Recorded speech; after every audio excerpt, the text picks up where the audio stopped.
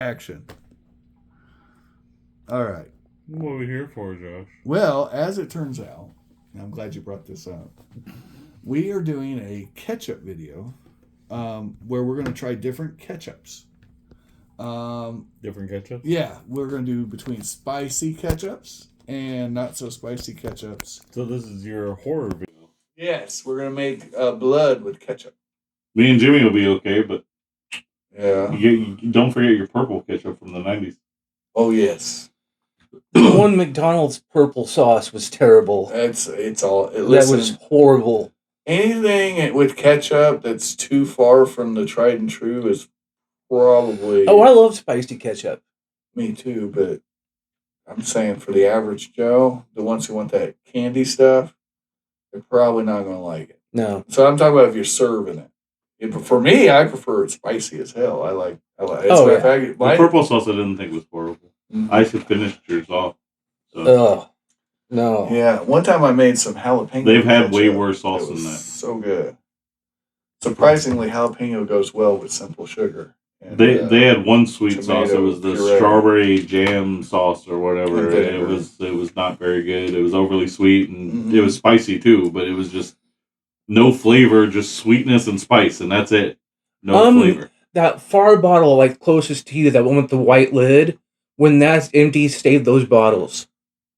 The milk bottles? Yeah. Yeah, save those bottles. Aren't those cool? Yeah, the homebrewers use them. Oh, I'm sure. No, they love those bottles. I love that bottle. Okay. All right. So, as it turns out, Jimmy's actually getting caught up because he missed out on Sunday's fun.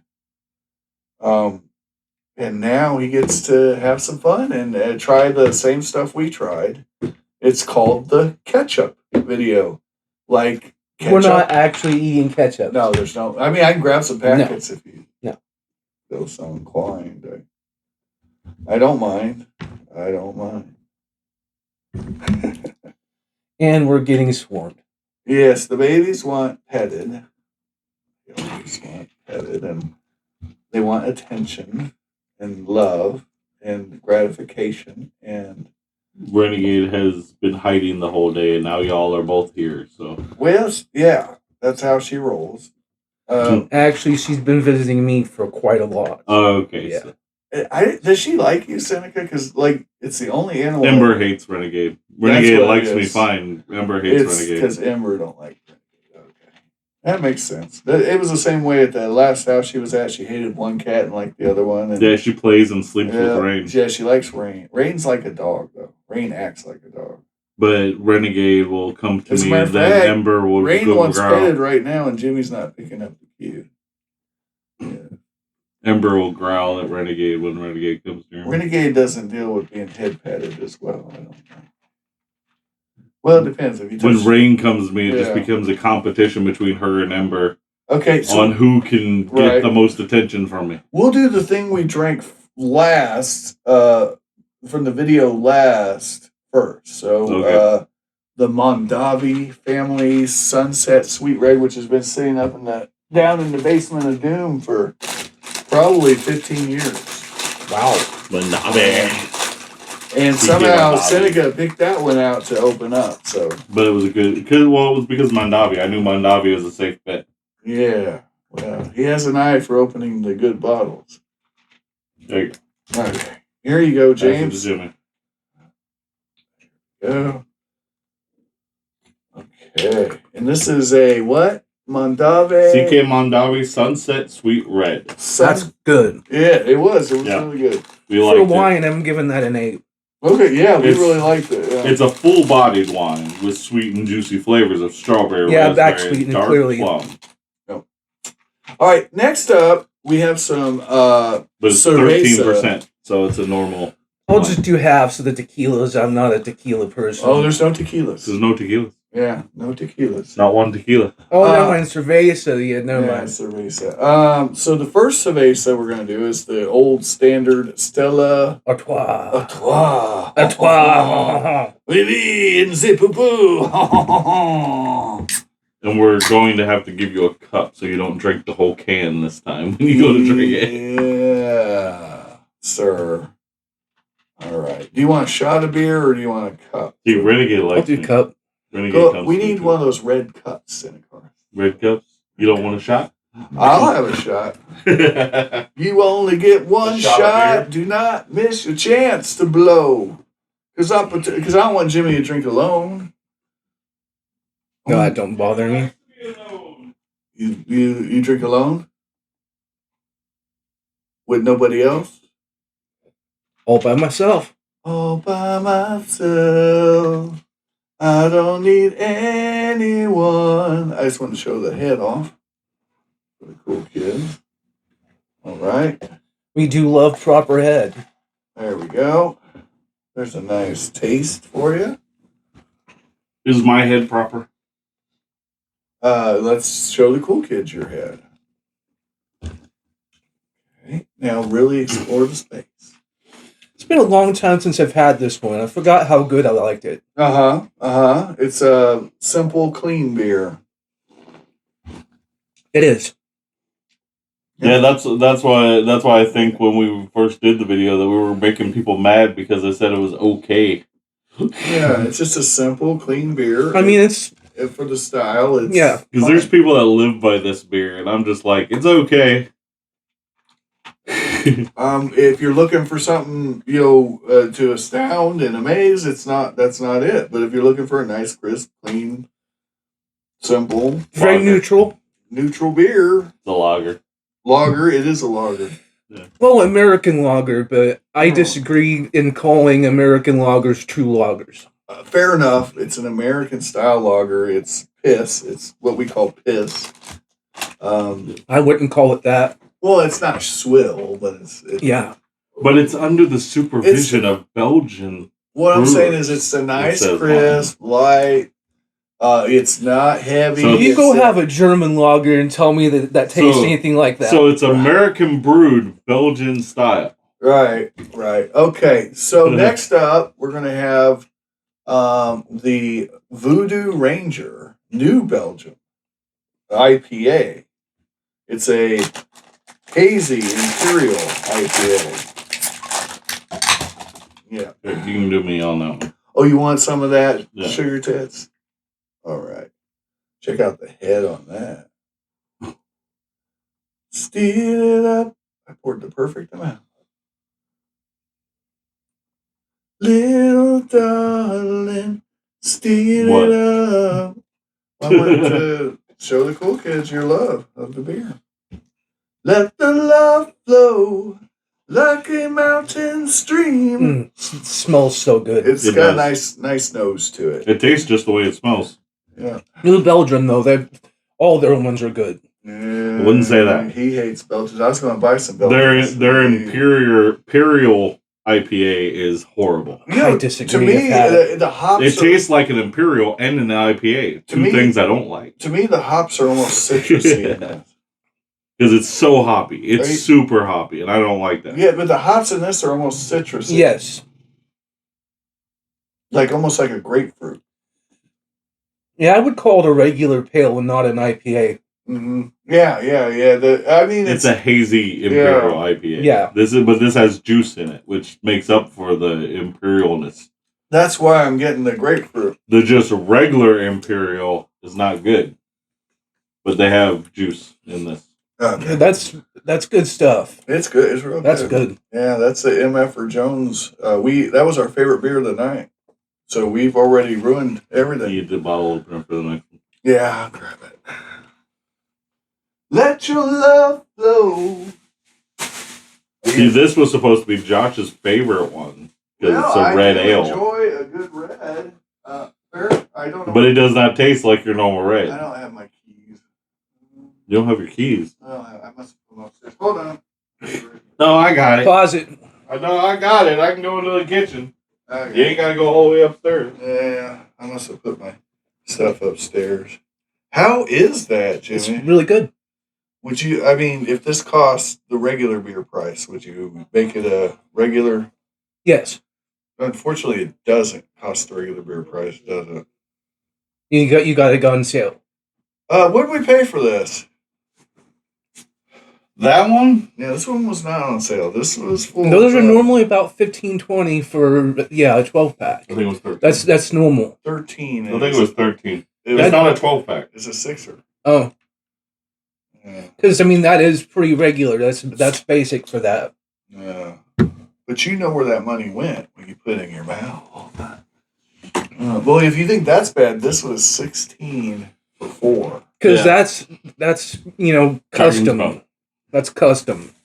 That's Dragon's Moat. They overprice everything. What's the percentages on these, Seneca? What's the percentage? That's 11%. These were 5. Did you want some of this? Yeah, sure. I'm okay with tasting the red ale again just to get another mindset of it.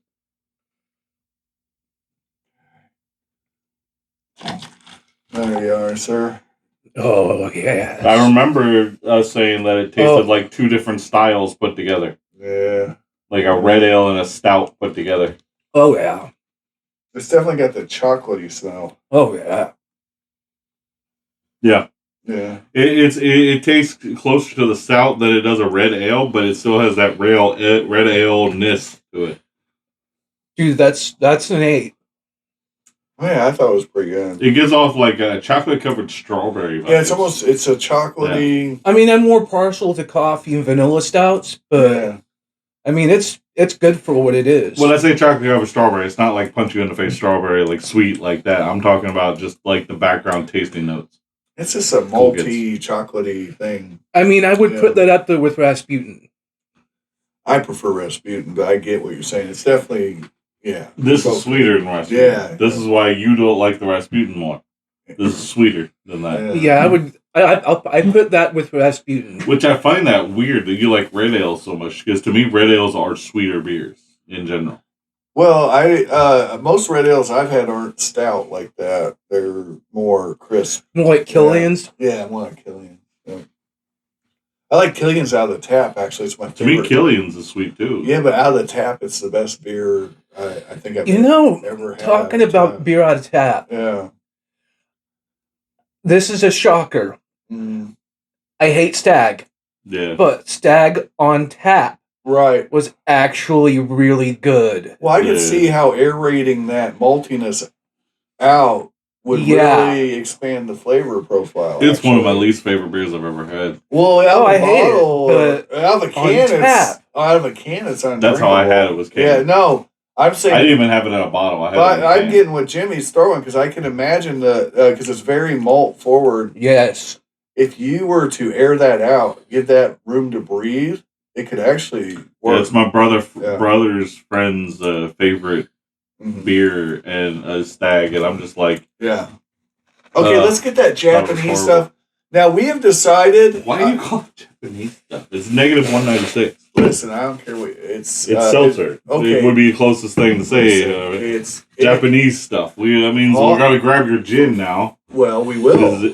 So I wore my Japanese Naruto shirt for it. Yeah. So here's my deal. Seneca accused me of being a fanboy. Yeah. Of a brewery. Yep. Or distillery. Very much so. Distillery. Because it's like that. Those are your favorite alcohols, or anything made by Suntory. I'm with you. I would say it's Michter's. No, I disagreed with you when I said you thought it was Michter's. That was the one that I thought your answer would be. He talks about Toki so much, and he loves that Suntoro.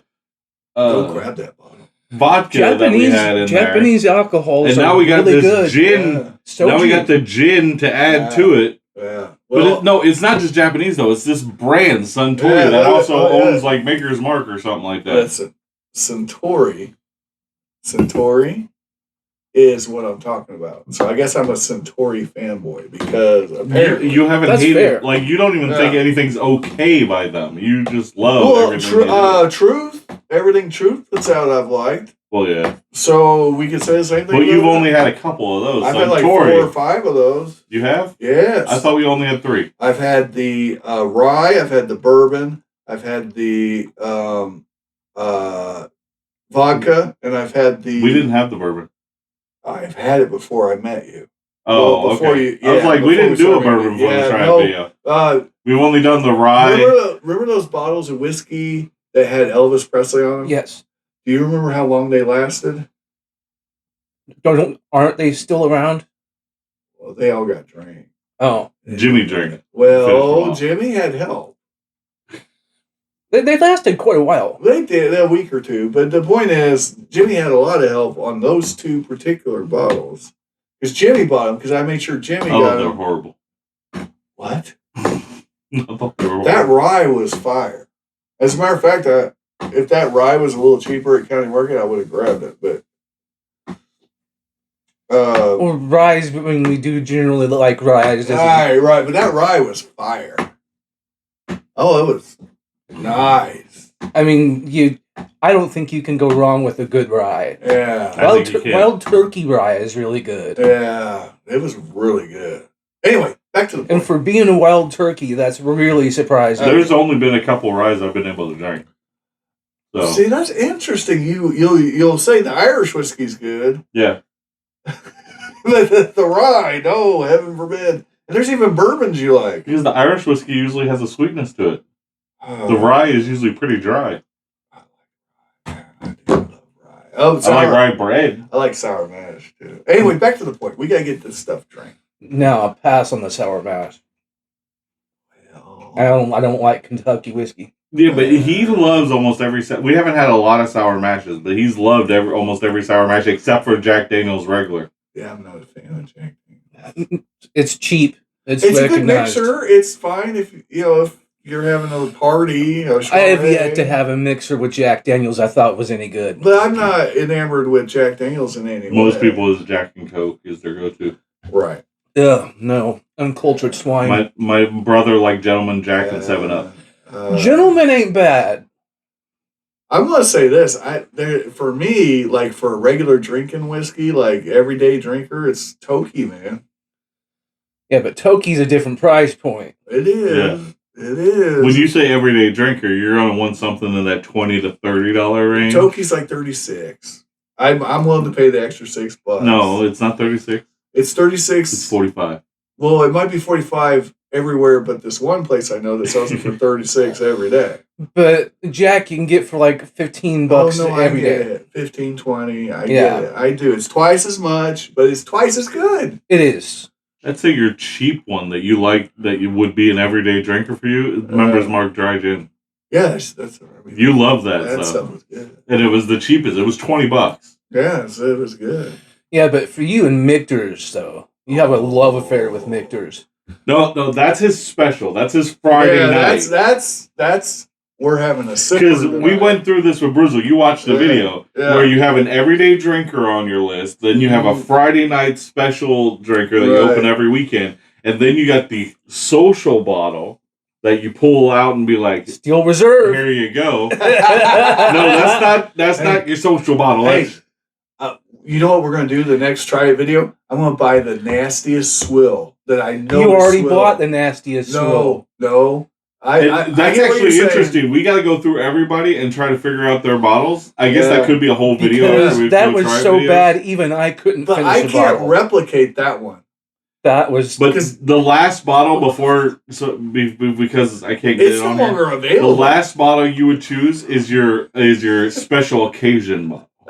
The stuff you're talking about, that Betty Boo? No, that white bottle. Yeah, the yellow... the white 12-pack that you had in there, that was the worst. The Betty Boos, I liked that. Okay. I genuinely liked that oaked lemonade that we was buying that you hated. I really liked that. I bought it up. Okay.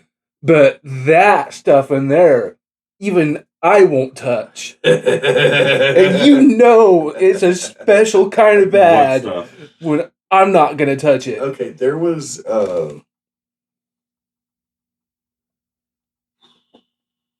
Was it the one when we were watching Dune? I think so. Okay. It was Betty Boo's, though. It had an airplane on it. Who's that? No. That's not Betty Boo's. That's not the one I'm talking about. Which one are you talking about? You have it in there right now. I have it? We have it? Well, last I was in the kitchen, you had it. Go get it. Go get it. I'm pausing it. What are we talking about? He says there's a new goth mod worse than that lemon... I mean, unless you threw it all away. Who said he liked it? He did. He was sloshed, though. Oh. No, I drink like 2 drinks out of it. I gave you the bottle, and I'm like, no, there's no way I'm drinking this. That was the time he wasn't sloshed. That's when you sober. You drunk it before that. You drank it before that, and you're like, this ain't bad, because I told you it's horrible. And you're like, oh, it's good. I didn't video record that, but yeah. So you liked it when you were drunk. Yeah, you liked it when you were sloshed. No, that Cuban beer. It wasn't good. So bad. I don't think that's the Goth mug, but I told you it was competing with the Goth mug. It's bad. No, I'm talking about, we were sitting here watching Malort Dune, was still my top. Dune, the new Dune show. And I brought out a thing.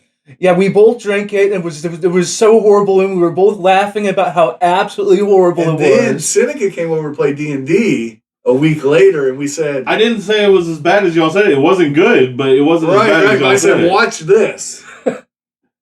It was so truly epically wanted to see horrible. Your face. But it surprised me that it wasn't that bad. Oh. It wasn't that good, but it wasn't that bad. I believe that one. I know what you're talking about. That's not the Goth mug. Oh, that was horrible. That smoked lemon stuff was my Goth mug. Oh, I love the smoked lemon stuff. That's my Goth mug. There's nothing worse than that. Malort is not even as bad as that. Malort, I think, has a place. And the blueberry bullshit was another one. Well, that was horrible. Actually, which is still a little bit in there. No, that blueberry bullshit's the worst thing we've ever had because it causes stomach problems.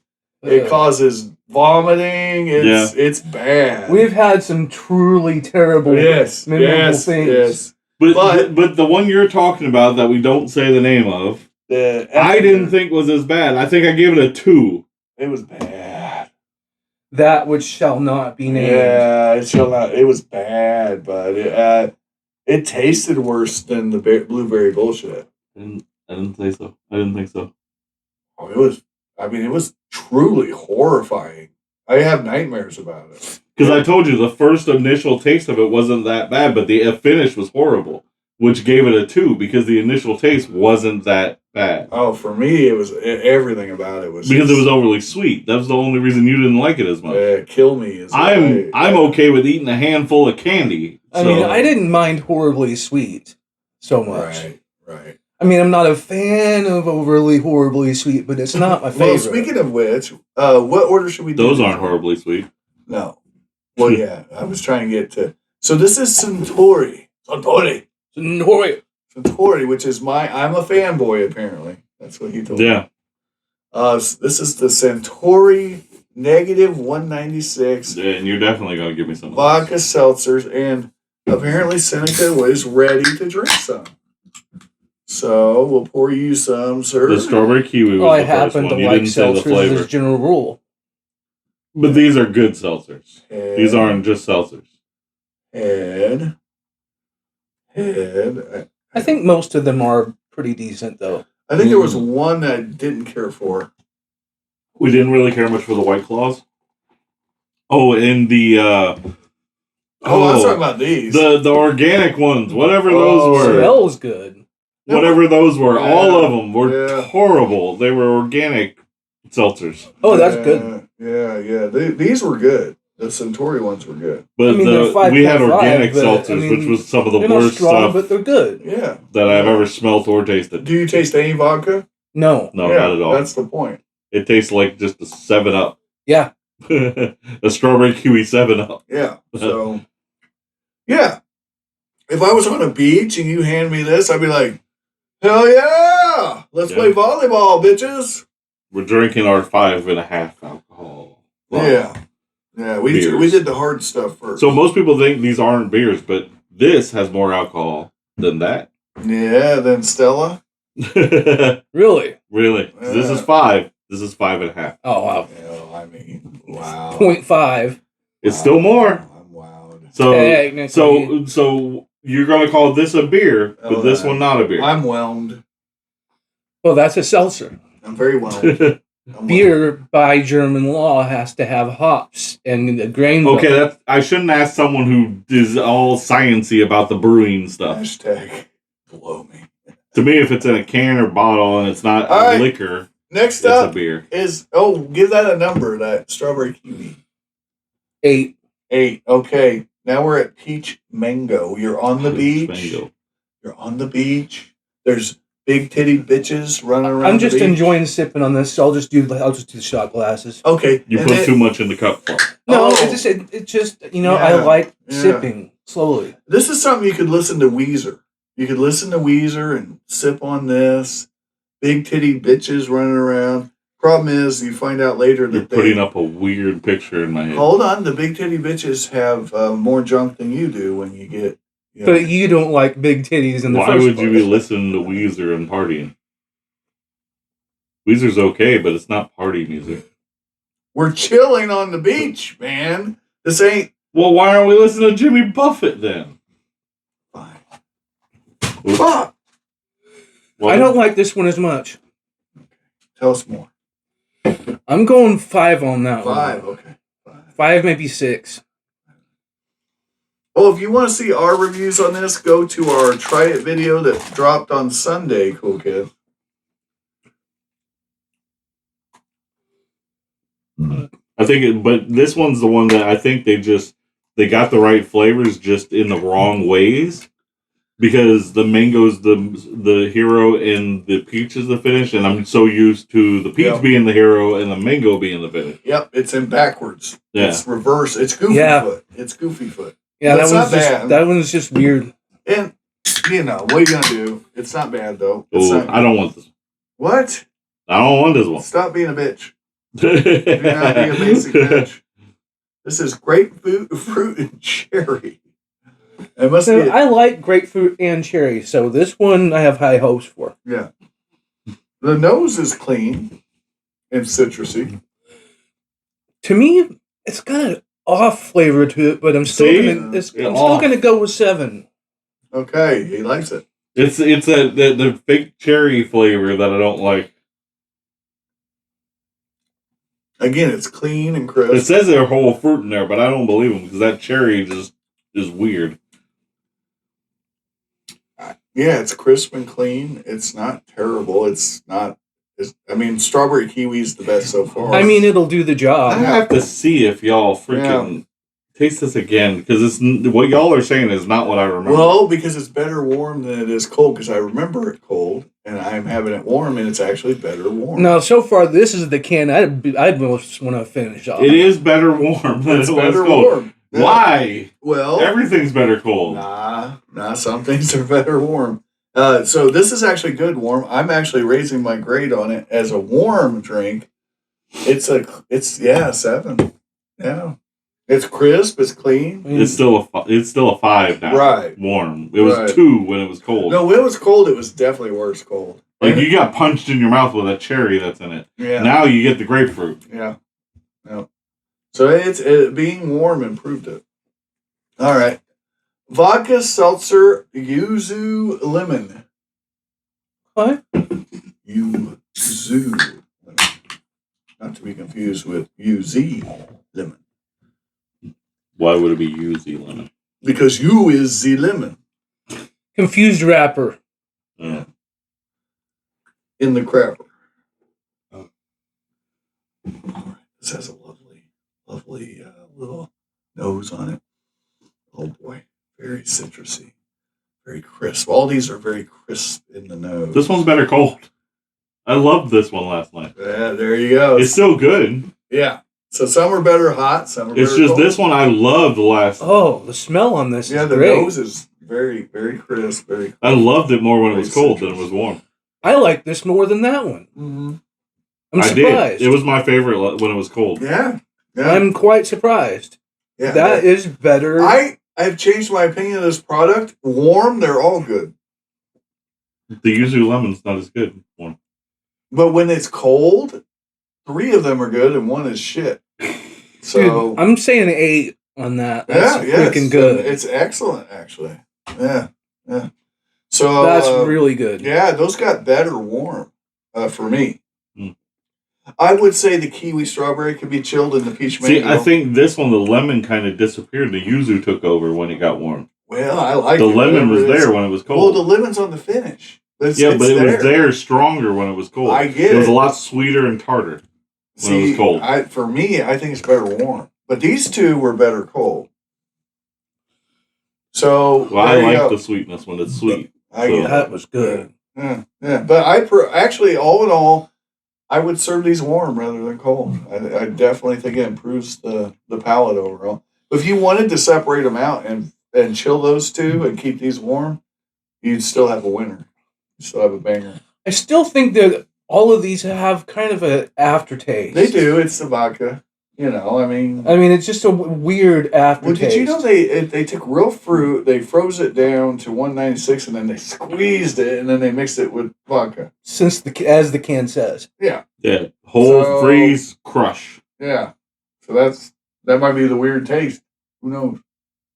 I don't know how that works. I don't know the rules on that. I don't really get the aftertaste because most seltzers have way worse aftertaste. Oh no! I mean, for what they are, they're great. It's not normally what they put in. It's normally the seltzer water that has that weird aftertaste. It's just a noticeable aftertaste. Okay, so let's kill the ones that are mixers right off the bat. Grab the triple sec replacement first. Jaeger. So this, for me, is a triple sec replacement. It's an orange flavor. It's nice, shot by itself. Jaeger. But unlike triple sec, it does pass as a shot by itself. I did make some mixed drink. That's why I was in the kitchen. I made a mixed drink earlier today. That's why we're getting low on this. It was a small drink. You really like triple sec. That's what I've noticed. I mixed it with this and made an orange cream shot. I'm going to pass because triple sec is not, for me by itself, it's not triple sec. Yeah, that's a pass. It's orange Jaeger. Yeah. Well, no, it's triple sec. Triple sec. It's triple No, sec. because it's not just orange. It's not just sweet. It's got multiple levels to it. That's way stronger than triple sec. Yes. That I'll grant you. And that I like. Plus, it has an herbiness to it, and you get the licorice. It kind of tastes like fruit slices. So it's horrible. It is good as a replacement for triple sec. You liked it last night. Yeah, because when we I do, but... No, as a mixer, it's great. All these things you're about to have are mixers first, and then they're not. Yeah. All right, go ahead and do the Baileys. Give me a second. This, I can just mix it in the shot that it's supposed to mix. Don't mix it. You know? We got to do them by themselves first. What would you give that Jaeger orange? 4. 4. Okay, here comes, what is it, Five Guys? 5 Farms? 5 Farms. It has nothing to do with guys. Cream of some young guy. That's his cup, isn't it? No, you just spilled mine, but I'll drink it. You handed me a cup. Well, I figured you'd hand me his. I still got some in it. Oh, hold on. That's why I said I got to finish it. Yeah, that's a hard thing to drink. It's harsh, isn't it? Yeah. You got it? No. And I can't just swallow. Here, give me another cup. Yeah, we'll just get you a new cup, buddy. We're not going to torture you with the Jaeger. I'll drink it, but just give it back to me. Actually, that wine's really good. I think I'll have some of that. That was good. Yeah. Maybe I should be saying pussies can't drink Jaeger. You know what? I'll match Since y'all talk to me all the time. I'll match you shot for shot. Let's go. So that bottle's gone. Let's go. No, but that's good. It is good. What's the proof on that? The 5 Guys. It's 5 Farms. County Cork, and the bottle's really nice. Seneca mentioned that. That was you, Jimmy. Yeah, that was me. Anyway, this shit is... It's an old milk bottle, all it is. You know what? They made these bottles special. No, those are great for home brewers. This is a 35%, or 30, or no, 17%, 35 proof, sorry. 17%. Yeah, it's back Baileys. When I brewed, those of us in the brew club treasured those bottles. It's Baileys, but I like it better than Baileys. Because they're easy to sterilize. And then you don't have to have a bottle cap. That's about it. So that's why you're drinking it by itself. I'd go with Baileys because it's less creamy. Well, I'm saying for a mixer, I like this better. This one's better for a mixer. Mm-hmm. I can concur because I made a Jaeger and Irish cream shot. All right, what would you rate the 5 Farms Baileys? I don't think I could handle it in large volumes because it's so creamy and sweet. It's a mixer. Here, Josh. But as a sweet, let me see your cup. Oh God! But as a sweet, I mean, dude, I'm gonna give that a 7. Yeah. Let me see your cup. I don't want whatever you're making. You don't know. I know. I know what you're doing, and I don't. I'm not interested. It's gonna be sweet. I can already taste the sweetness. That shit curdles my stomach, man. Yeah. There you go. And sweet equals hangover. No, it don't. Oh, God, it does for me. So you're trying to make an orange dreamsicle. Yeah, the greatest flavor ever known to man. That's what it smells like, too. Here, have a little bit of this, Jimmy, because I'm not going to suffer alone. There you are, sir. It's not suffer. I made one of those drinks because I loved it. Really? How good was it? It was Let's great. go 1 to 10. Go ahead. We'll see how one Jimmy says before I even taste it. I don't. No, they don't go together. It tastes like a dreamsicle. No. Why do y'all hate this so much? It's not our flavor profile. It's your flavor profile, but I'm going to try it. I'm going to be open-minded about it. Now, you took Jägermeister Orange and mixed it 50-50 with 5 It wasn't really 50-50. It was a little more cream. Okay. Why aren't you using this one for that? Well, hold on. That's kind Well, that's good, too. But I like this one. That's more vanilla. Yeah. And creamsicle is orange and vanilla. Oh, that's coffee, though. Okay. Oh, wait. Yeah. So the problem with that drink is this. It's a problem.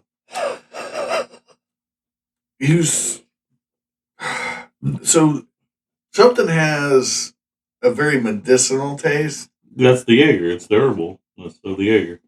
That just... You like herbal, though. I like herbal with herbal stuff, but when you mix sweet and herbal, they fight each other. That's my problem with it. So if you... Let me try it again. No, do it with triple sec. Do it with triple sec. Well, no, I want to get rid of the Jaeger. Why do you want to get rid of the Jaeger? The Jaeger's a good mixer. That's where we're making the mixed drink for it. Okay, go by all means. All I'm saying is the medicinal fights it so hard. For me. Now, your taste buds are different than mine. It might be amazing for you. It almost tastes like vodka or something. Is fighting it. Yeah, you like it? No, orange vodka tastes way better than that. Yeah, I'm with you. Yeah, it's almost like rum and vodka mixed together or something. It's weird. I could totally go for a Bloody Mary with absolute pepper. Yeah. What brought that up? Oh, we're not having Bloody Mary and we don't have absolute pepper in front of us. You want to talk about good Bloody Mary? It wasn't that one. Oh, which one was it? It was the Lemon Cucumber Empress. No, it was the Indigo Empress. They made a pretty good Bloody Mary, too. That was stupid. The lime cucumber makes a really good one. The lemon cucumber was the best. Well, be that as it may, the Indigo was crazy good. Huh. My favorite one I've ever had was with absolute pepper, and my second one was with lime cucumber. Okay. And they're both very good when done with the not the tomato juice, not the clamato, the mix. Uh-huh. I don't like Bloody Marys with vodka, though. I never did. Because I don't like vodka. They're a vodka drink. Not true. I would argue gin makes the superior Bloody Mary, having tried both. But I get what you're saying.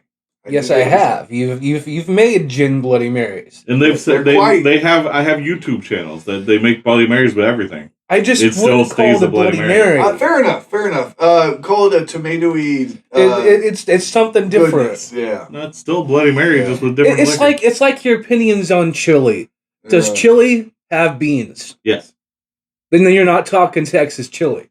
Well, that's because they're stupid. I'm just saying. It's still chili. It's all a matter of opinion. He's saying... To me, mac and cheese, if you don't use macaroni noodles, it's still mac and cheese? Yes, it's still mac and cheese.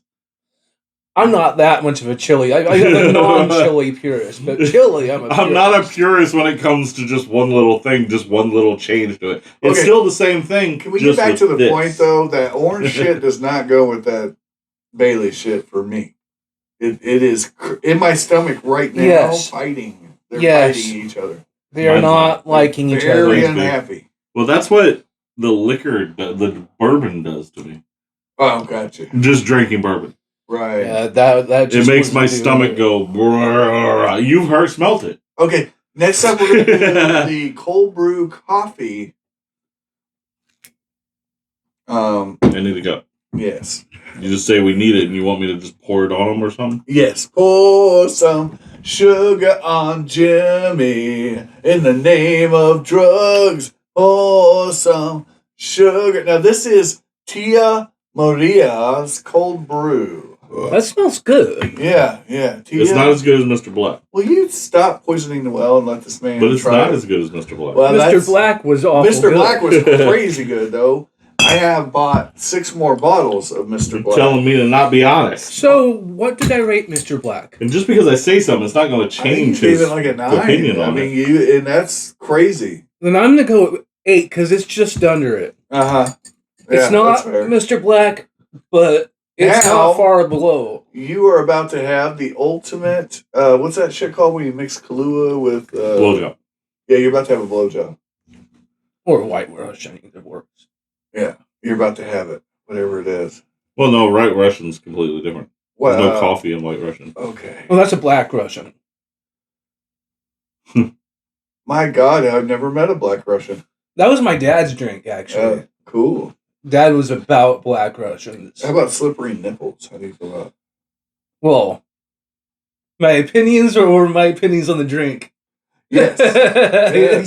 Yes. The answer to both is yes. Yes.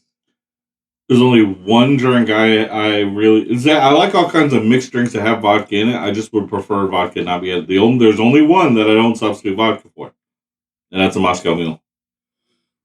That's the only one I don't substitute vodka on. I can get behind that.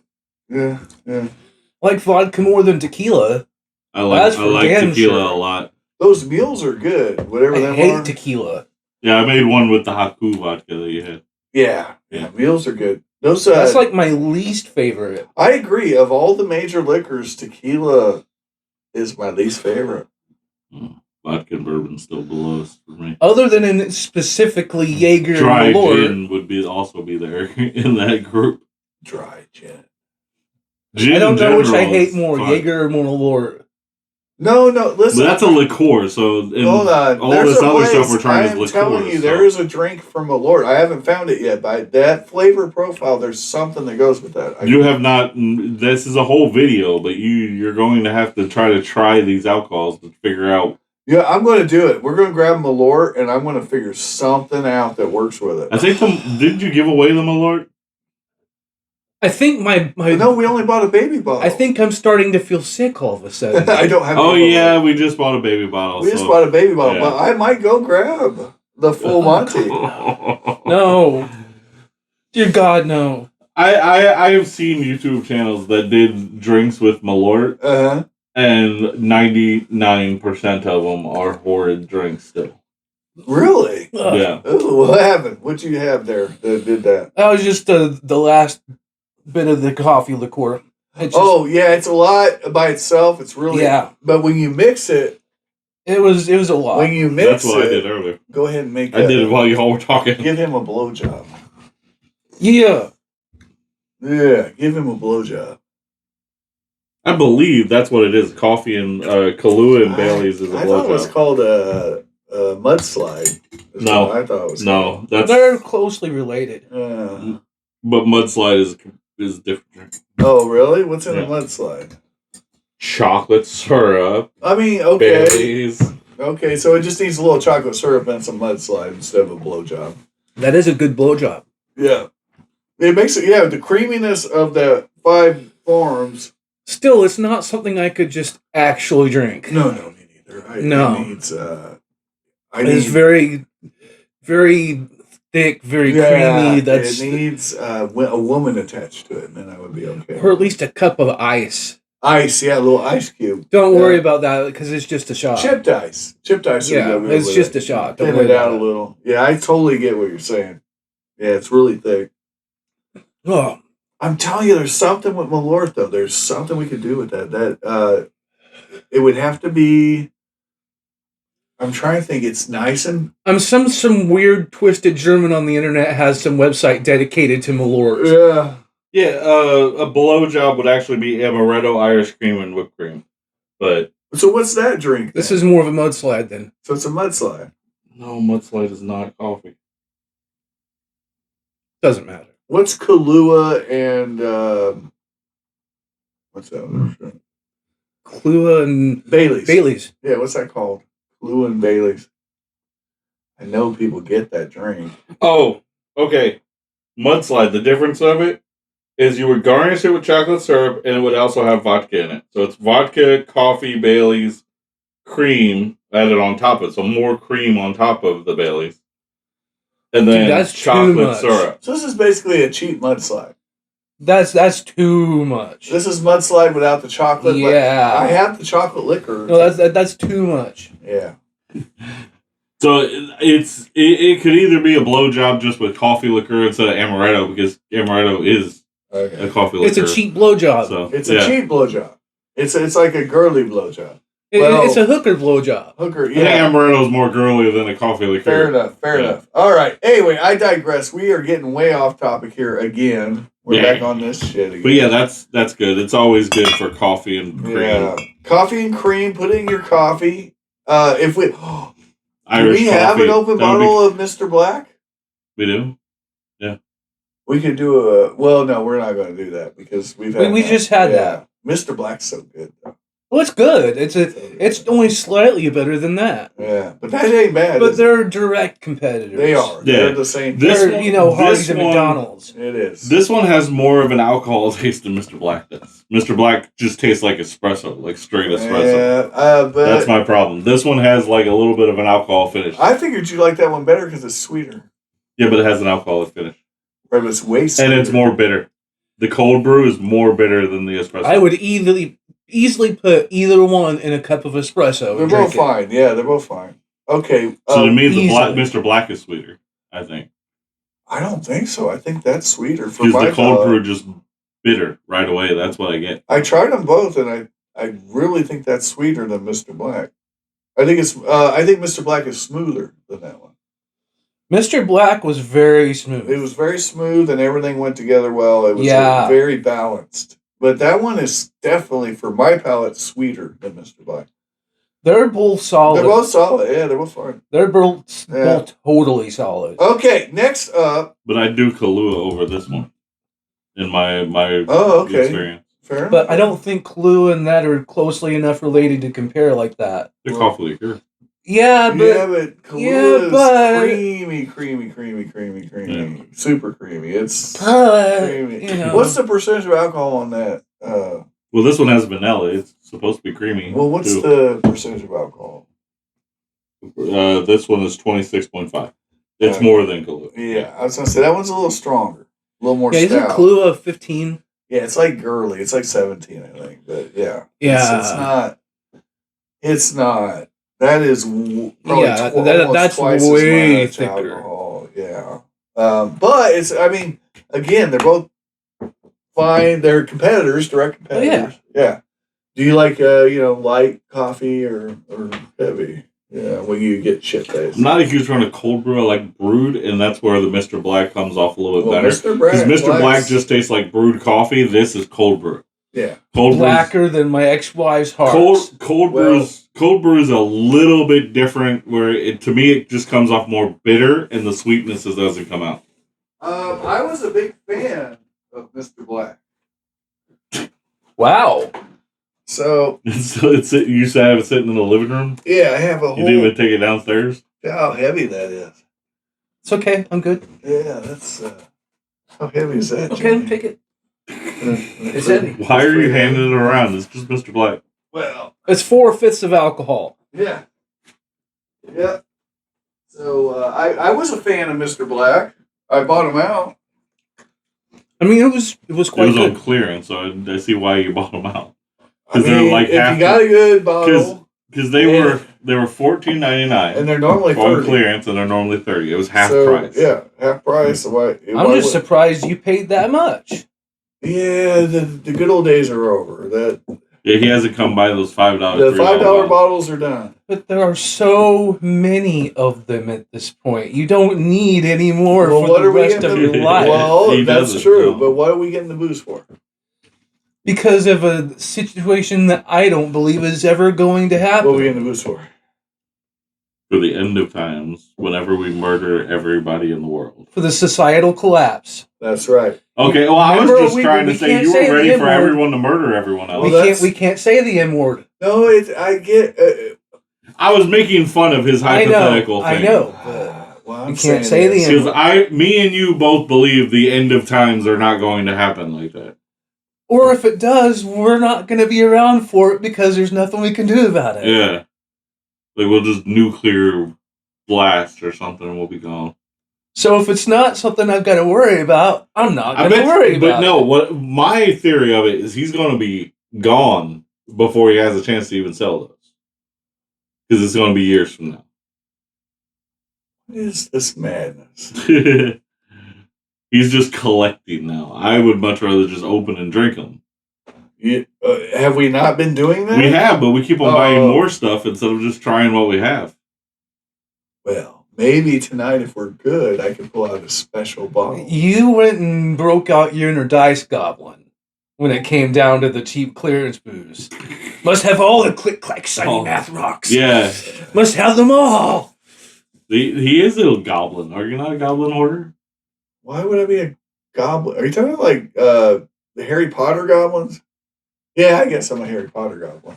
All the click-clack shiny math rocks. Must have them all. Just collect them all. All right, fair enough. What's next? Click-clack. Okay. Titty-tack. Shiny math rocks. The next one closest to me is Templeton Rye. Okay, how do you feel about Templeton Rye? Oh. I know you've had it. 6 year. I bought it for my brother for Christmas one year, and that's why I've tried it. Smell the nose on that. I have smelled it. Smell it again. No.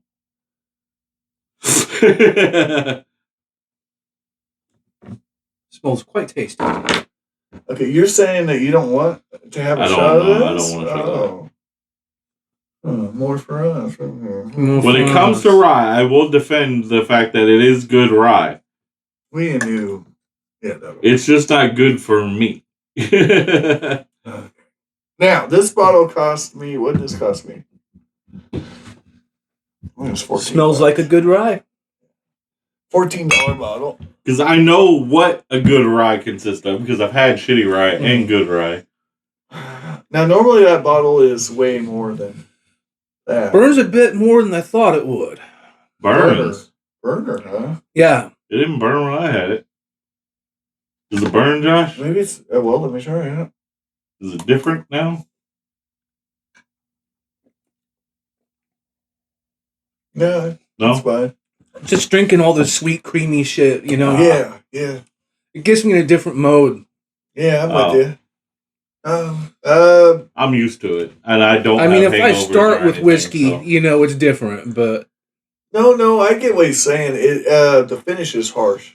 Yeah, it's not rough up front, but the finish is a little harsher. Oh, there you go then. So it is.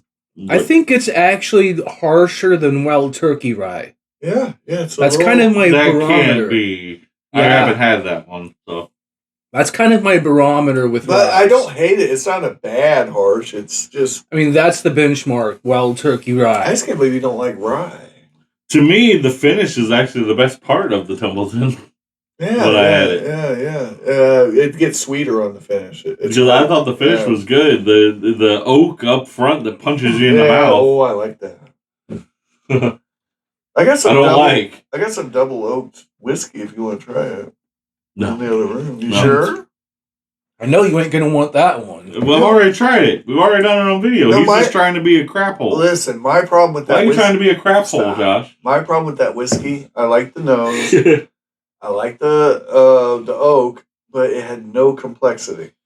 Now, for a rye, I'm generally a fan of the style, so I can't grade this on the same scale that I put everything else on so far.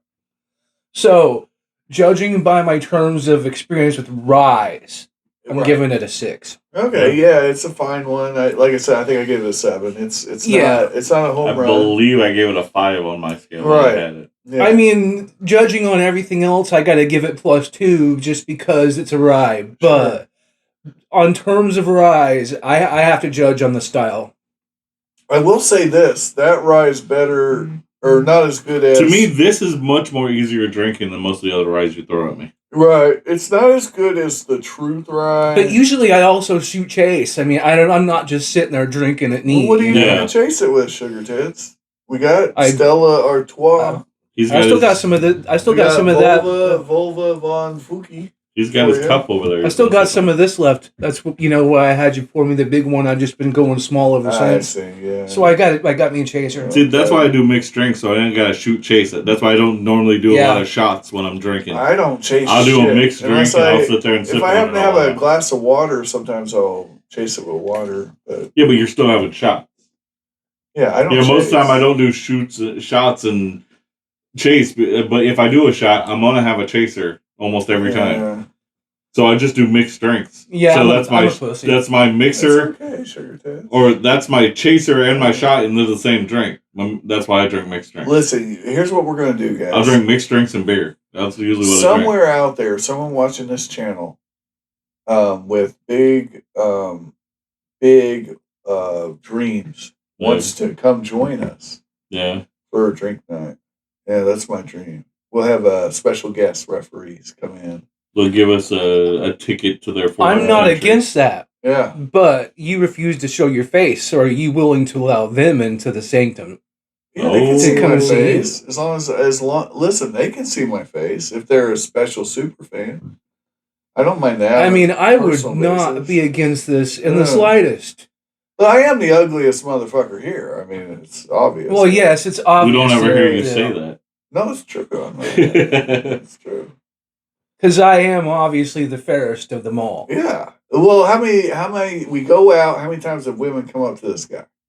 I mean, I can say it with a straight face. Yeah. The women come up more or less, and they want him. And then sometimes we get. Actually, I've seen you get it. Shut up. The last time we went out together, that was the bar. That was actually. And dude, she was hot as actual. Yeah. Yeah, he won't even message her about anything. Who? Ashley. Me? Yeah. It's your friend. What do you want me to do, dude? Dude. Say it, I'll do it. I would lick her in the... Whoa. I didn't finish that part verbally. You want me to introduce you to kids? Yeah. I can do that. I can make that happen. Dude.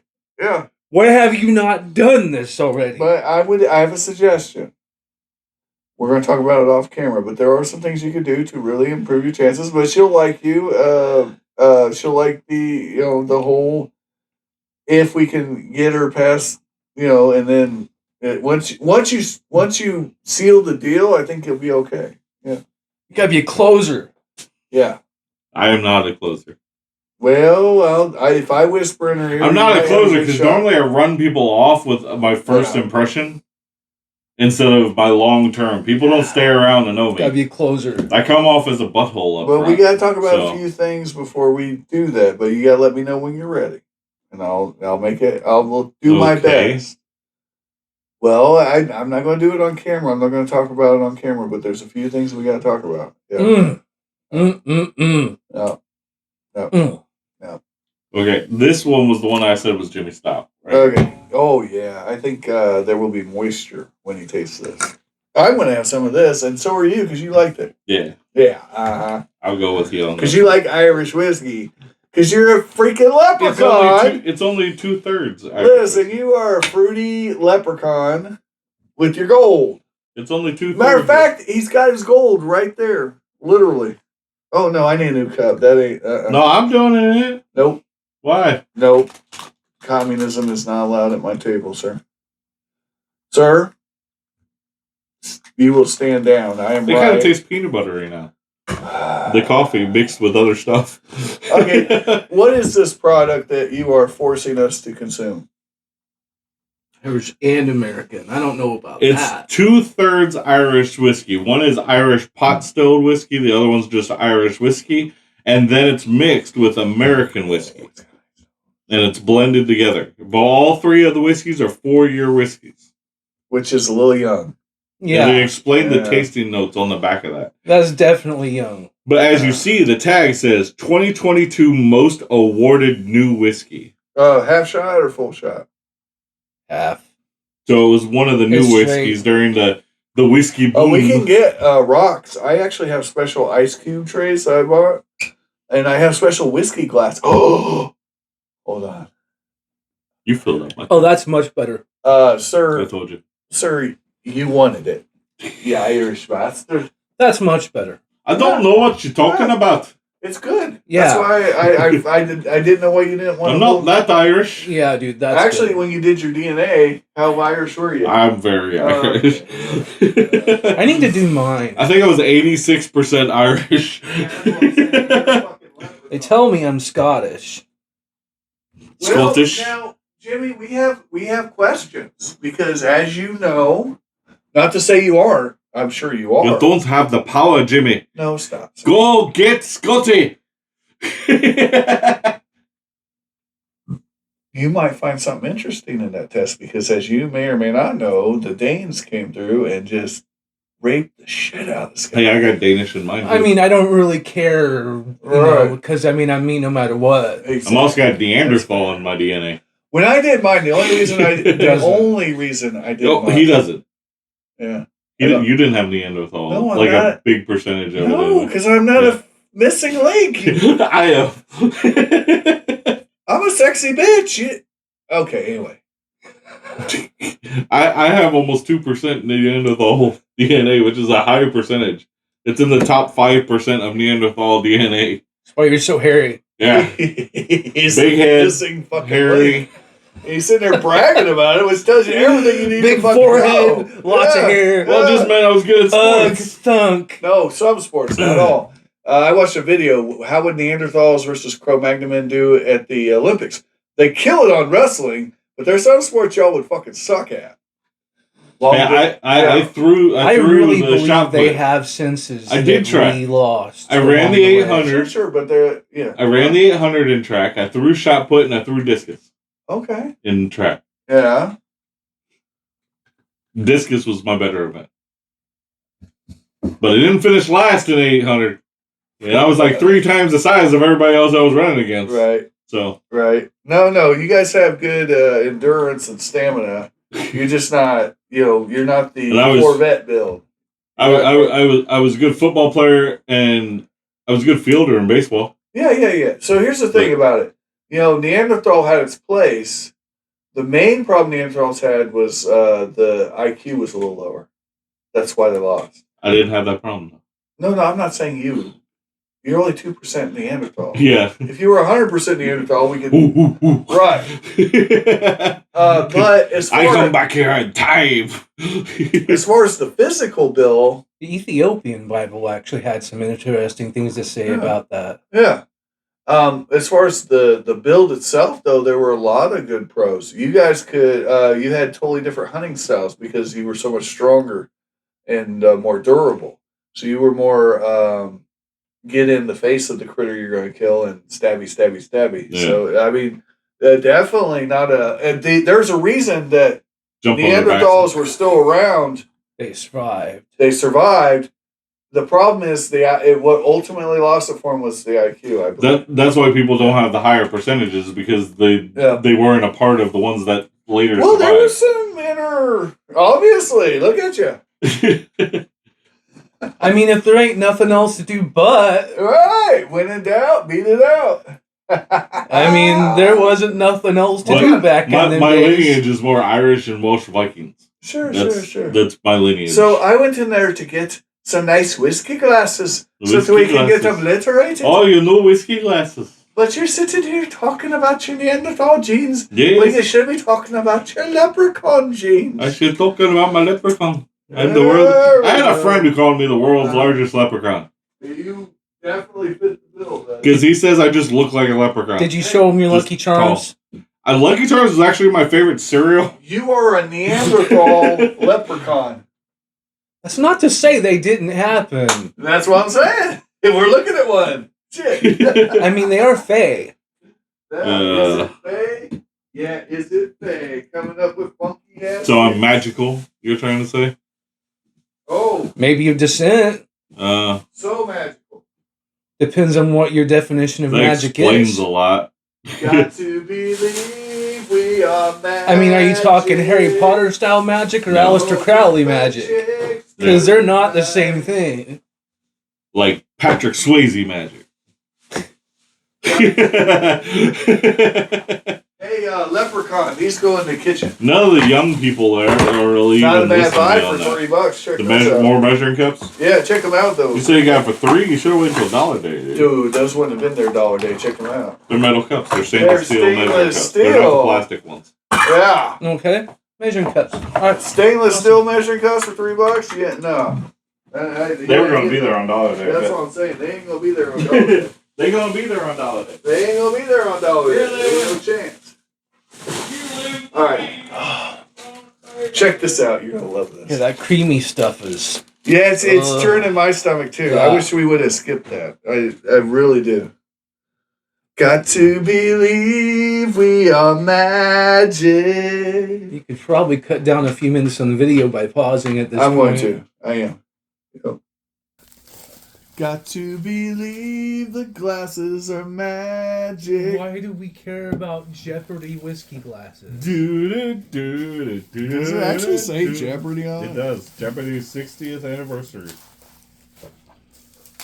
Hand wash only. Do not put these in the dishwasher. And they say Jeopardy on the bottom. Okay. What they say it right here on the does Jeopardy have to do with Dungeons and Dragons? I don't know, because it does look polyhedral. I agree. I mean, it says dragons right there. Oh, yeah, it says something. I don't know if it's dragons. It's... Oh, maybe you're right. Dragons, yeah. Oh, the Dragon Glassware is the name of the brand. Okay, because I'm confused. Believe. Yeah, it's Dragon Glassware is the name of the brand of your Jeopardy glasses. Yeah, because I'm confused. We all love Jeopardy, though. Oh, man. I was there. Celebrity Jeopardy? Regular Jeopardy? More of a fan of Celebrity Family Feud. That was... Some of them were pretty wild. I don't know. The SNL version of Celebrity Jeopardy is pretty... Well, that's SNL. Yeah, pretty One good. With, Eddie Murphy doing Jamie Foxx. Yourself, Alex Trebek. The whole Sean Connery thing. Yeah. Was gold. The whole arc. The whole... Because Farrell plays Trebek so good. Yeah. Even Alex Trebek said so. Yeah. Alex Trebek was a fan. I was talking about a different episode. Yeah. Well, no. There's a bunch of them. Yeah. Which one are you talking about? The one where Eddie Murphy plays Jamie Foxx next to Jamie Foxx. Not Jamie Foxx. What the fuck is his name? The dude that wears the big gold chain. Aries Spears. No. Mr. T? No. It doesn't matter. Anyway. I got a question. What number did you give that Irish whiskey with the American blend? Because you said this is better. You were... 7. Okay. Seneca, what do you think of the Irish whiskey, Leprechaun, Neanderthal? Okay. Well... Because I rated the other one a 6. Because we have actual whiskey glasses now that say Jeopardy on them for some reason. Dude... Tracy Morgan. Tracy Morgan, yes. Yeah. I get Aries Spears and Tracy Morgan confused because they're both comedians that I don't care much Yeah, about. he was playing Tracy Morgan next to Tracy Morgan. Yeah. Well, my thing with Tracy is he's got a meta comedy that's good, but Tracy Morgan was trying to play Eddie Murphy. They were both playing each other. But Tracy, he's meta good, but he's micro bad. He's not a balanced comedian. I watched a really good new Rob Schneider one today. Yeah, but Eddie Murphy did a really good Tracy Morgan. Well, Eddie Murphy's got it all. He's a very good person. If Eddie Murphy never did movies, he'd be one of the greatest comics of all time. Eddie Murphy, Jim Carrey, and Robin Williams are the three goats as far as I'm concerned. Well, that's what I'm saying. Those guys are funny no matter what. They just have it. Yes, they have it. So we're putting Dave Chappelle in that Mount Rushmore. I think Dave was good. I like Dave Chappelle better than Eddie Murphy. Hold on, Dave.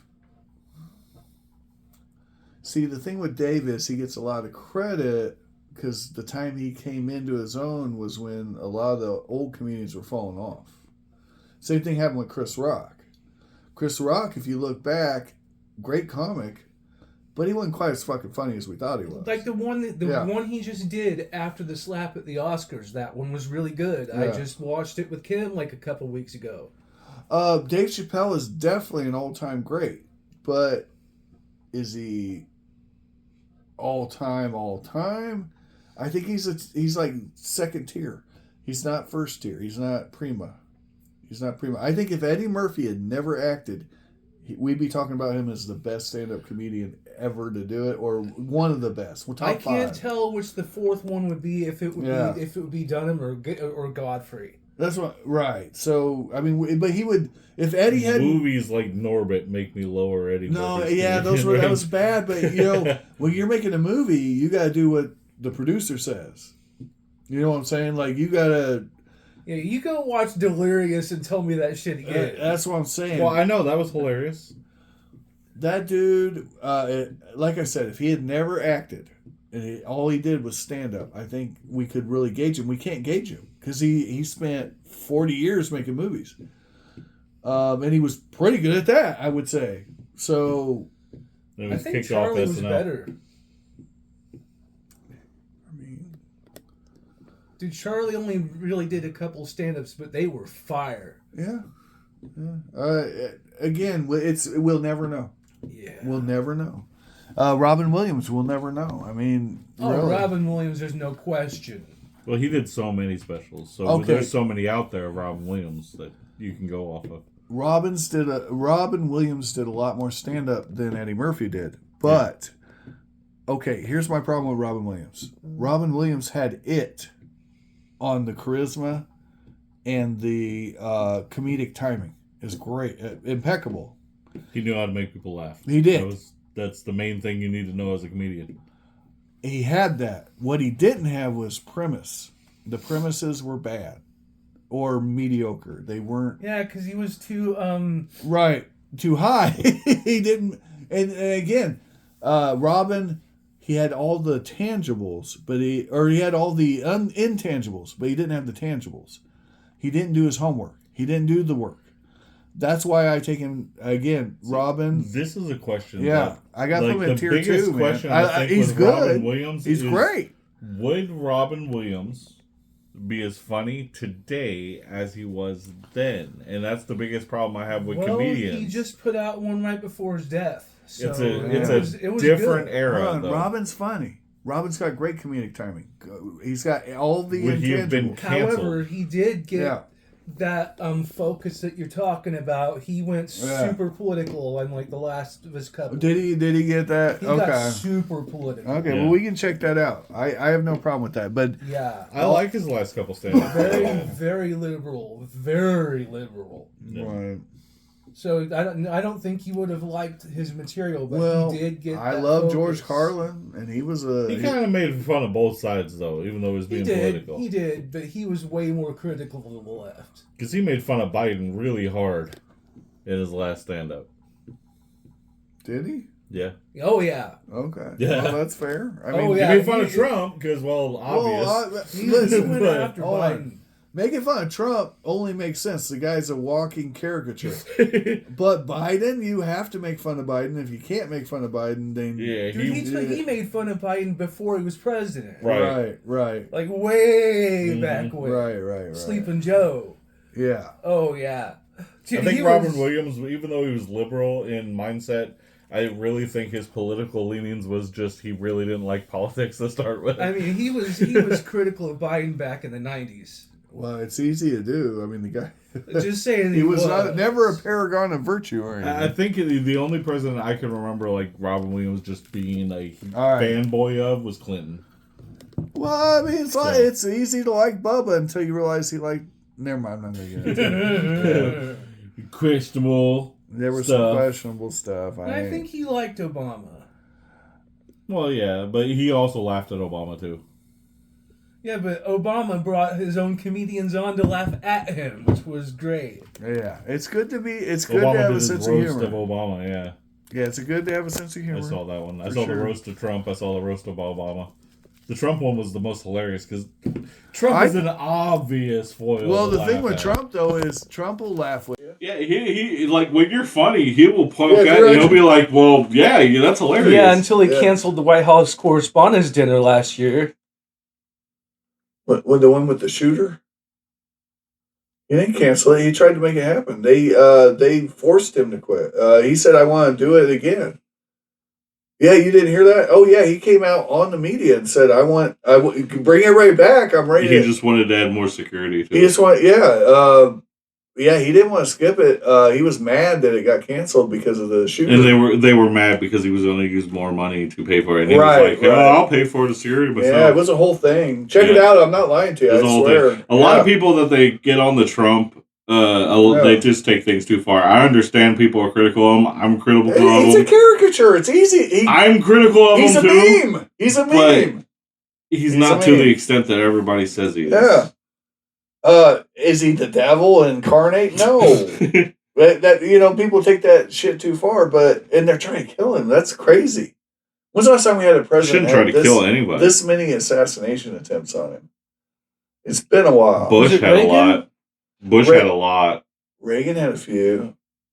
Reagan had one that was real good. Real. Yeah, was it? Bush didn't have anything. It was as close as Trump's, but he had a lot of attempts. They just foiled it. Well, which Bush? Bush 2? Yeah, George W. Yeah, everybody hated George W. I don't doubt. George W. had so many attempted murders. But he needed so many. I mean, my God. He wasn't in the public as much as Trump is. Trump does these. He goes on. He goes on Truth shows. Social. He goes on shows Twitter. that don't accept him, but he's going to talk to people that don't agree with him, which I admire so much of a political person to actually go and talk to the people who disagree with you. Here's the big difference between Trump.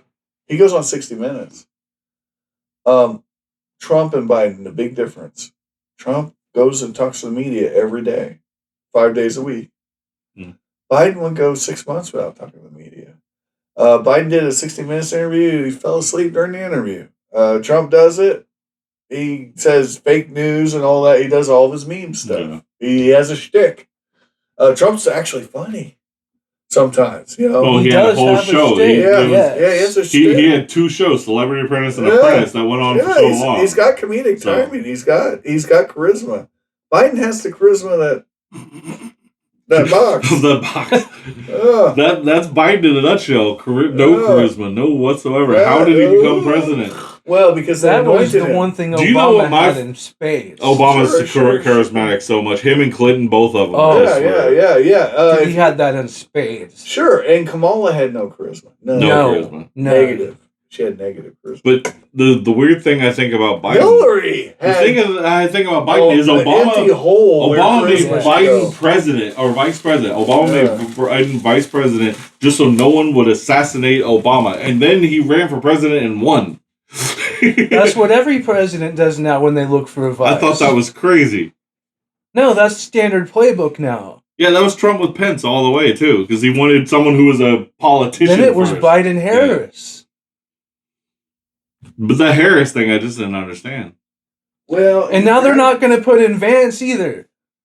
Right. He grabbed Harris because he knew that it would get him votes because you're getting Elizabeth Warren got more votes. It makes him unimpeachable, effectively unimpeachable. Be that as it may, Elizabeth Warren was damaged goods. Pocahontas. Trump can make fun of her. What's he going to say about Harris? Bernie Sanders also had more votes than the. Bernie should have been the candidate Tulsi twice, Gabbard even had more votes than Kamala Harris. Why are we talking politics? Listen, the Democratic Party screwed over Bernie Sanders twice, and you know what? I think Bernie would have won in 2016, and I'm going to say it. I agree. I think Bernie would have won. I think he would have won, yes. And now he's so old, though. He can't now, no. He's 88 years old. He's got AOC trying to do it. He might live to be 110, but no one's ever going to elect him. Oh, God, no. No, for real. Oh, God, no. She's been in on the bad part of the news lately. One. She's top been in the bad part. I don't know. I'm thinking Pritzker's gaining. I think Newsom actually, but I think Newsom's got more backing than Pritzker. I mean, Pritzker's actually openly said his run. Because Newsom's not as hated by his own state as Pritzker is. Everybody hates Pritzker. When does that ever matter? Anything ever? But because Obama was loved in Illinois. Hold on, when he was a senator. Newsom before he became president. Newsom is a lot. That's more, the difference. Eye candy than Pritzker. Yeah, he's eye candy. Oh, for sure. Yeah. No doubt there. Yeah, Pritzker's not easy on the eyes. Anyway, I digress. We got to talk about... a lot more charismatic, too, than Pritzker. Pritzker will be the vice president. And what I don't think Pritzker needs to be voted in anywhere. I don't think Vance is the guy either for the Republicans. I don't think he's going to win on the Republican side. No, I don't think he's going to be the calling. They keep on. Can't sneeze on that diversity vote.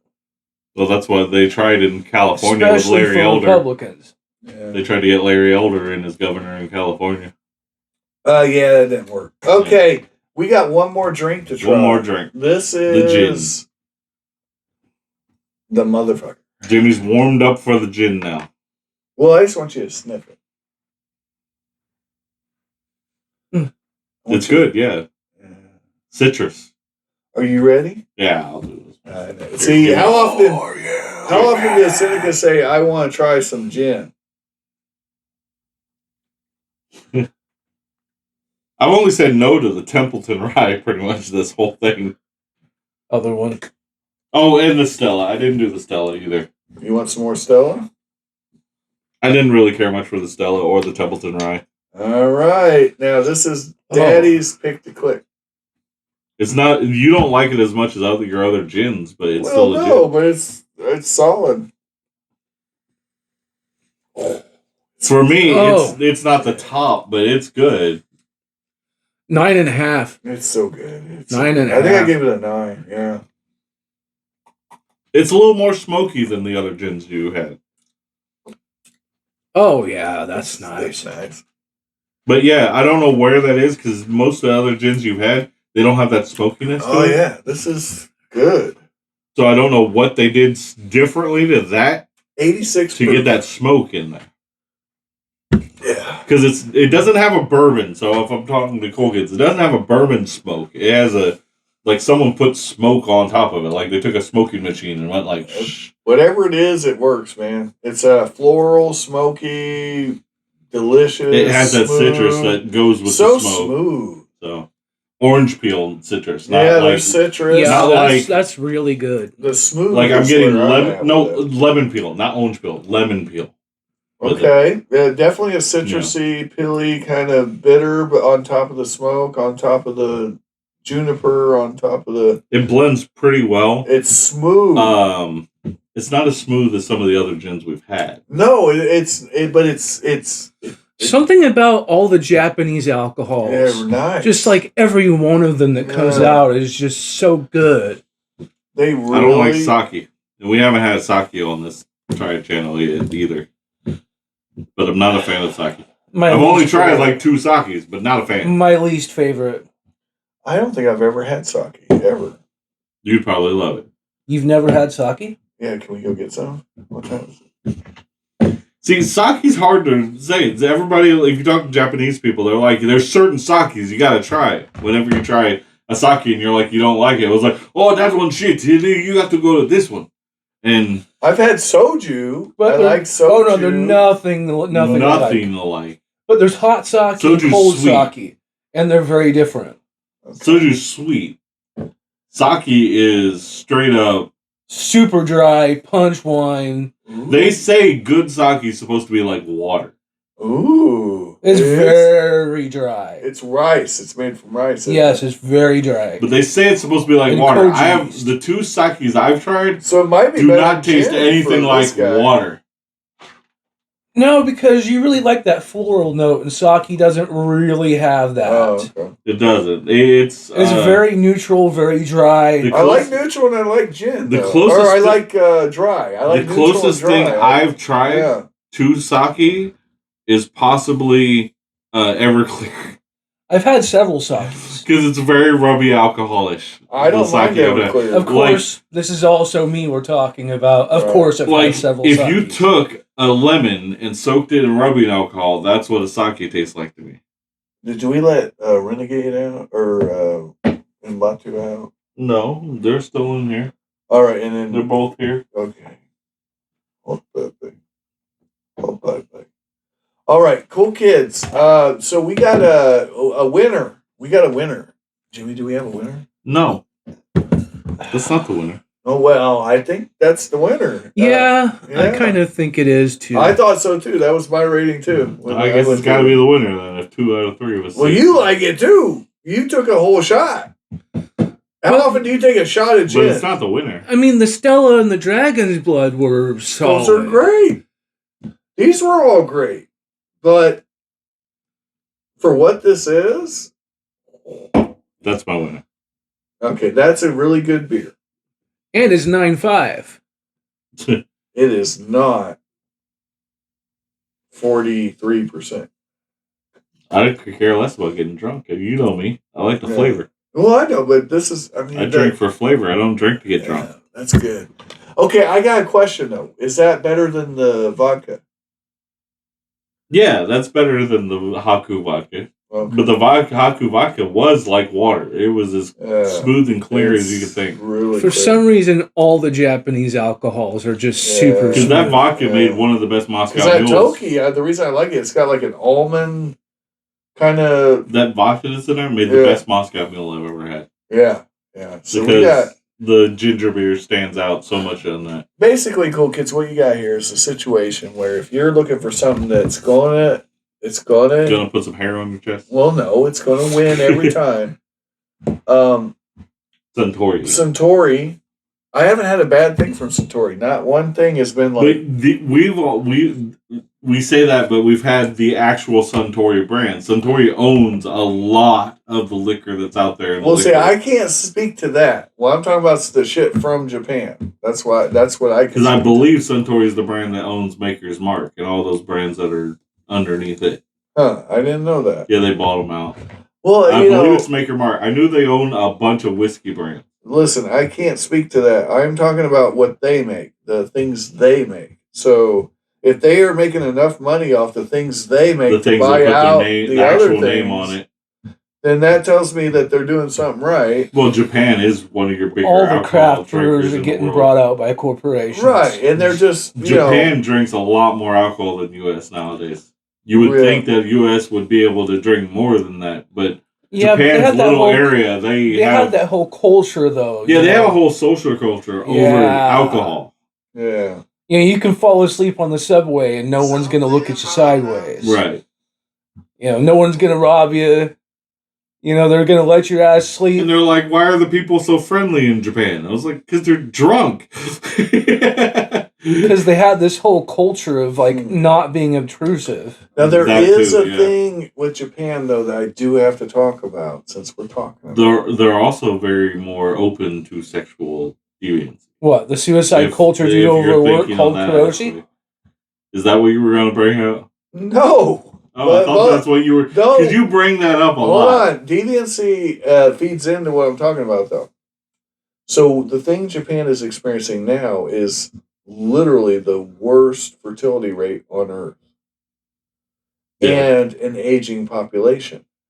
Their babies used to be like gold in the U.S. Now except for, you know, now they have this culture where they refuse to even meet up and see each other and meet and hook up. Now we're getting Chinese and Malaysian babies. Yep, and the same thing's happening in South Korea. Why? Go ahead and ask me. Why? Does karoshi have anything to do with it? Well, you tell me why, Jimmy. Why are Koreans and Japanese people not fucking and making babies? Well, they're so overworked that they're killing each other in a term that's literally called karoshi. Mm-hmm. And like the Chinese iPhone building built nets around the building to stop people from jumping out of the window. Right. Because they're working so many hours for so little pay. Japan still works less hours than we do, though, in America. On average. Probably depends. China, they work more, but Japan, they work less. Okay. So... From the studies I've seen. Here's my theory. And again, nobody works as little as Europeans, though. Well, Europe is not going to exist in 50 years. I'm talking about when they actually have a job. Full time to them is working like 32 hours. That's a full-time job. Europe will be a caliphate in 50 years. Grocery stores close at like 9 o'clock and so on. They don't open all night like all grocery stores.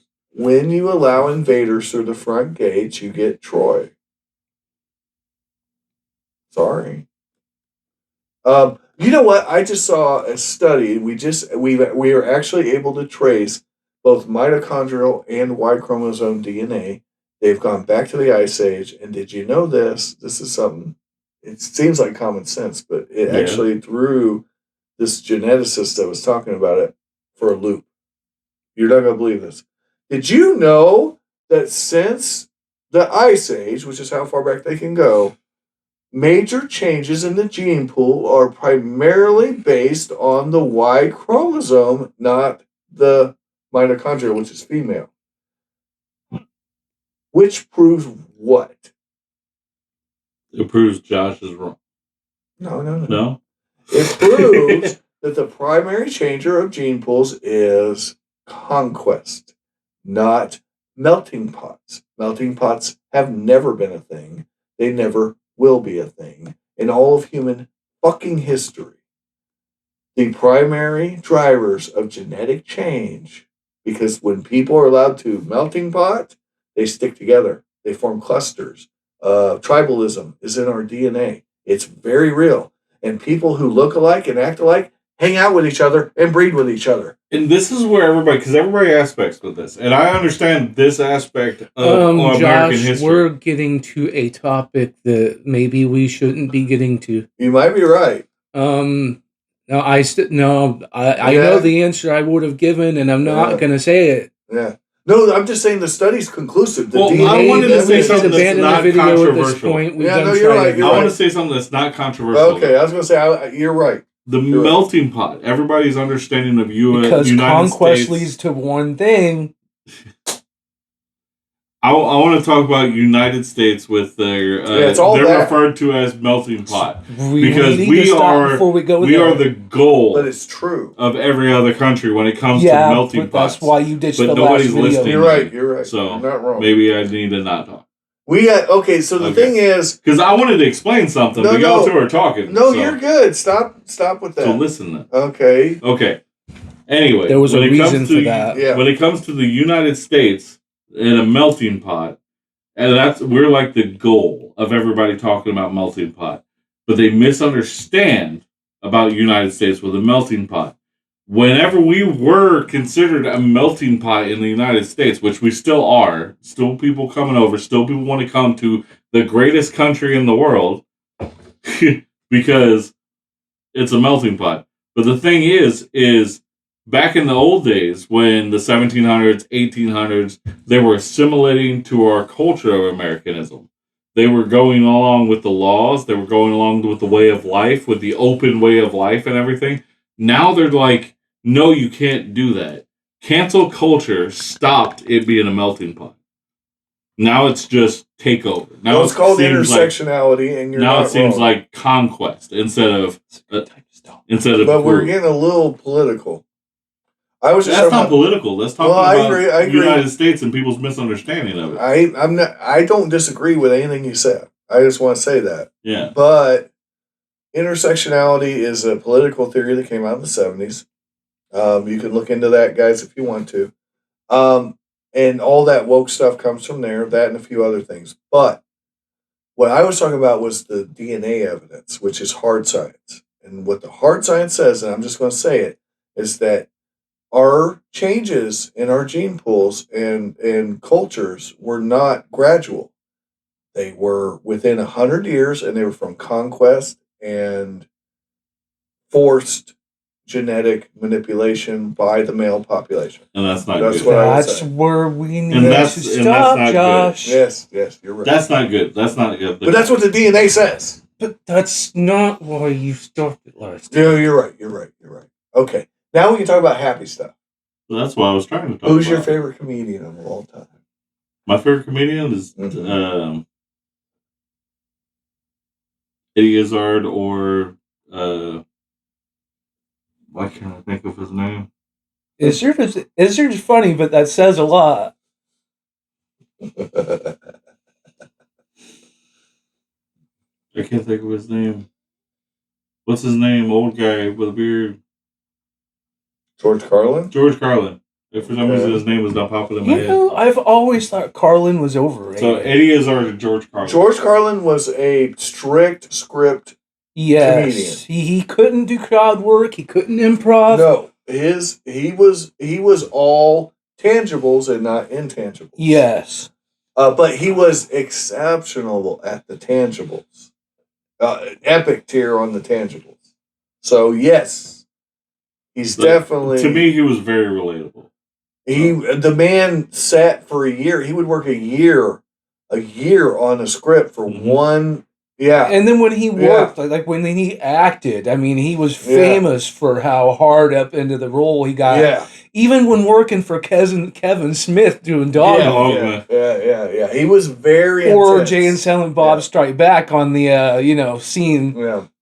He was also in Jersey Girl, another Kevin Smith movie. Okay, I'm going to say he was actually... a lot of people hate that movie. I love the movie Jersey Girl, and I think George Carlin in that movie was freaking amazing. I'm going to say he wants to be everybody's father in that movie. Sure. He needs to be everybody's father in that movie.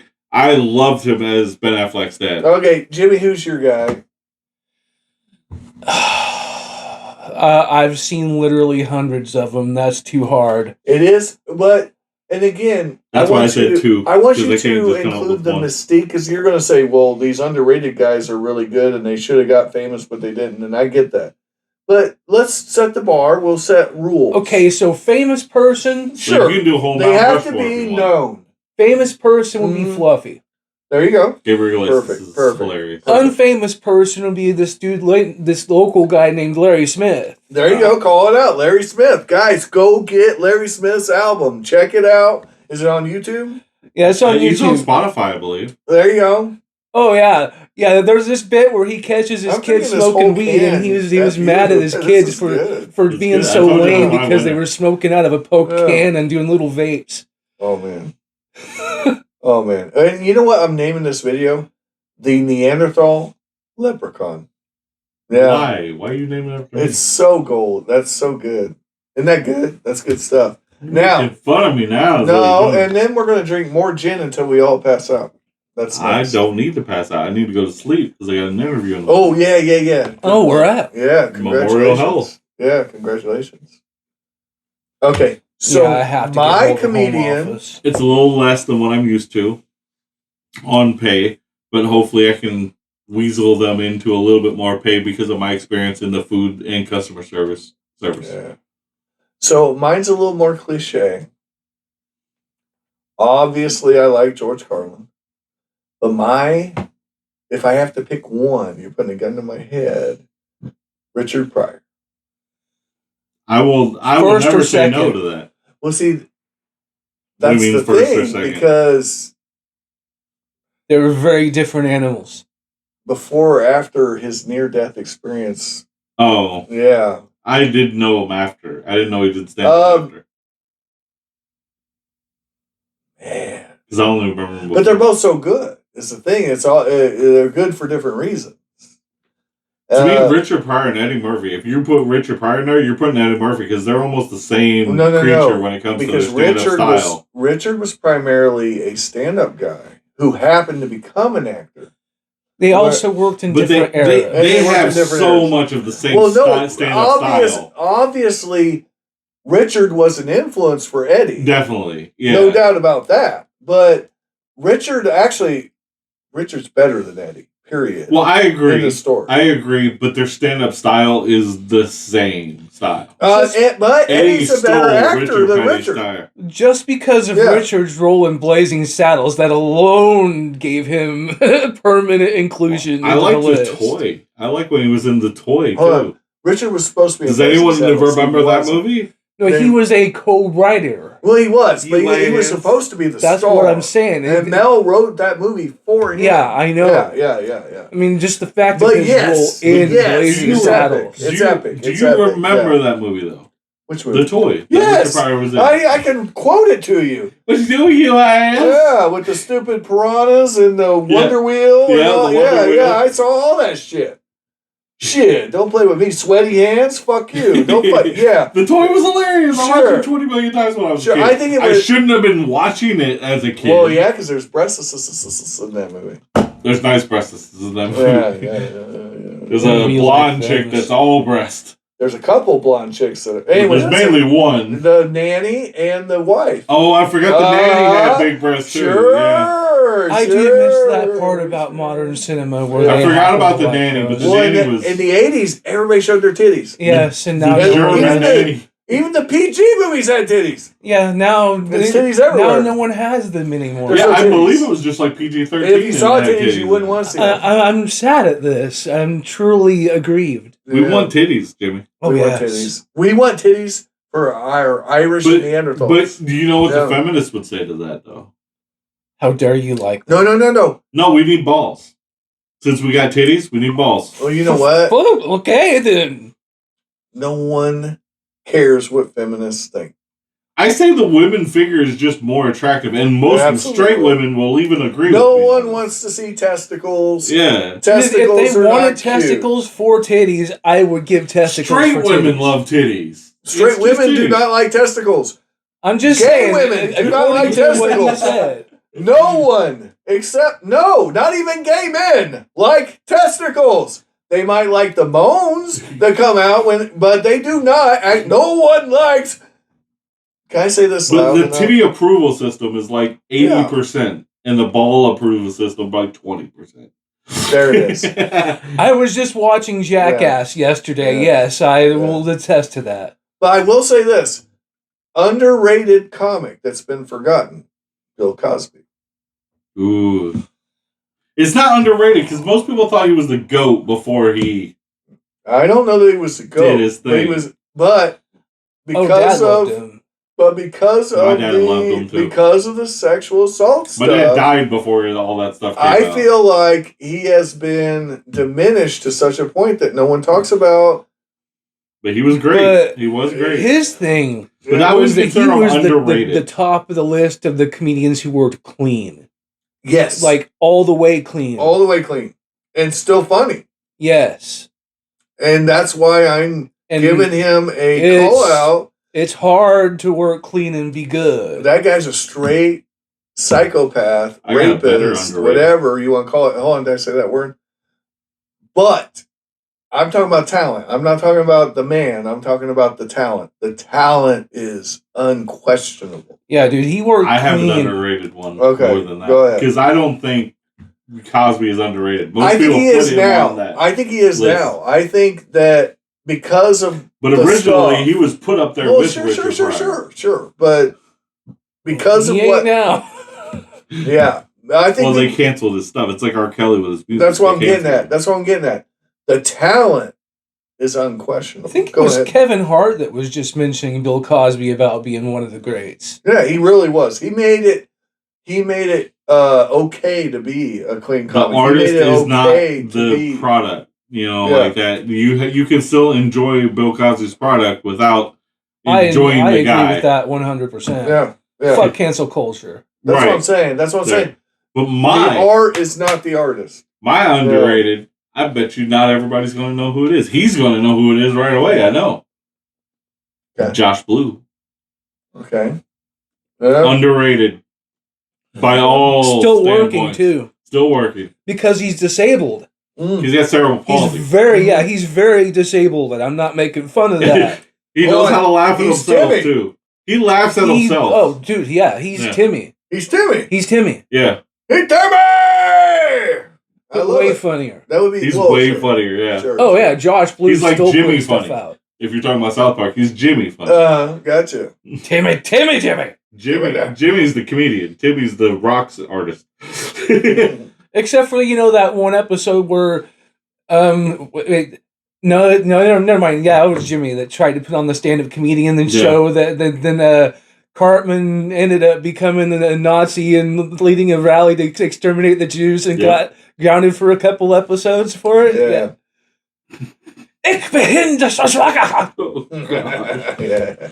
But Jimmy was the stand-up comedian out of the two, but he stuttered, which stuttering comedian. So the Germans end up going and bringing in this joke-telling Dalek. But Josh Blue is a guy with cerebral palsy who became a comedian. He was on, I believe his big break was the same one that Gabriel Iglesias got, that comedian... Americans Got Talent. That Ralphie May and all that got on. Yeah, America's Got Talent. Yeah. So of course I know who Josh Blue is. So Josh Blue, Ralphie May, and Gabriel Iglesias all got the same break at the same time. Nice. But Josh Blue didn't get as big as Ralphie May and Gabriel Iglesias. But I think he deserves to be as big. Yeah. I think politics plays a role in that. Well, exactly. He does make a lot of jokes towards himself, and people are like, he can't make fun of fat people. You know, you can't make. I'm still sipping, dude. I'm gonna finish you can't make fun of disabled people, but at the same time, they don't have quite the same social level of protection. I like that you're just being social and not passing out and shit. So I want to encourage that. Yeah. Not trying to put you on the spot, just. So who's your underrated, Jimmy? I already said it, Larry Smith. Larry Smith. Oh, we started with Larry Smith. Yeah. Okay. Yeah. I've seen him a few times now. So he needs to be famous. We're going to advertise Larry Smith. He's a local, isn't he? Yeah. But that other dude that we saw at the last show with him was, you liked him more. Yeah. But I didn't have the can smasher. Yeah, he was from the Decatur, he said. Do it the old-fashioned way. And I thought I saw him at Walmart when I worked at Decatur Walmart. But he says he has a twin brother. Who I probably ran into because he shops it for whenever they're in town. Oh, dear God. Y'all know where the man shops? I saw his brother. I thought I saw him. I told him I saw him. I mean, I've watched but he said his brother would have been the guy. Many comedians at this point that... I'm going to write a routine. I'm going to go on that stage. Just, what? Is this guy this good? I got to see some shit. I think it was Josh also was his name. The guy I thought about doing stand-up myself, but I wondered how many Hail Marys I was going to have to do to make good with God for all the times I sold dope to school children disguised as a nun. Don't forget about the preschool prostitution ring. Hey, statute of limitations. We'll support it if you want to be a stand-up comedian. Hey, we got Come up with some material. You can practice on the people, dude, the cool if kids. You do the hippie shakes and shit, that's going to only help the fucking... I'm serious. Yeah, am I wrong? The hippie shakes and you just play it up. Like everybody thinks there's earthquakes in California, but they're right here in my house. That's what I'm saying. Hey, I've done a lot of drugs. Done a lot of drugs. It's not good. I don't advise it. Yeah. But I've done a lot of drugs. Or you can do the eating ass thing. Like, I don't advise it. Well, hold on. But I've done it. God damn, man. It depends on what they eat that day, man. Sometimes eating ass is better than some people's meals during that day. If they went to a Thai place, it's good. But if they went to the damn Hardee's, man, that shit ain't no good. It's rough. I wouldn't do Hardee's though. It'd be like doing like Rallies or something. Rallies lately. Could be. Rallies fries are the best fries when it comes to fast food. They are. But everything else you get at Rallies is.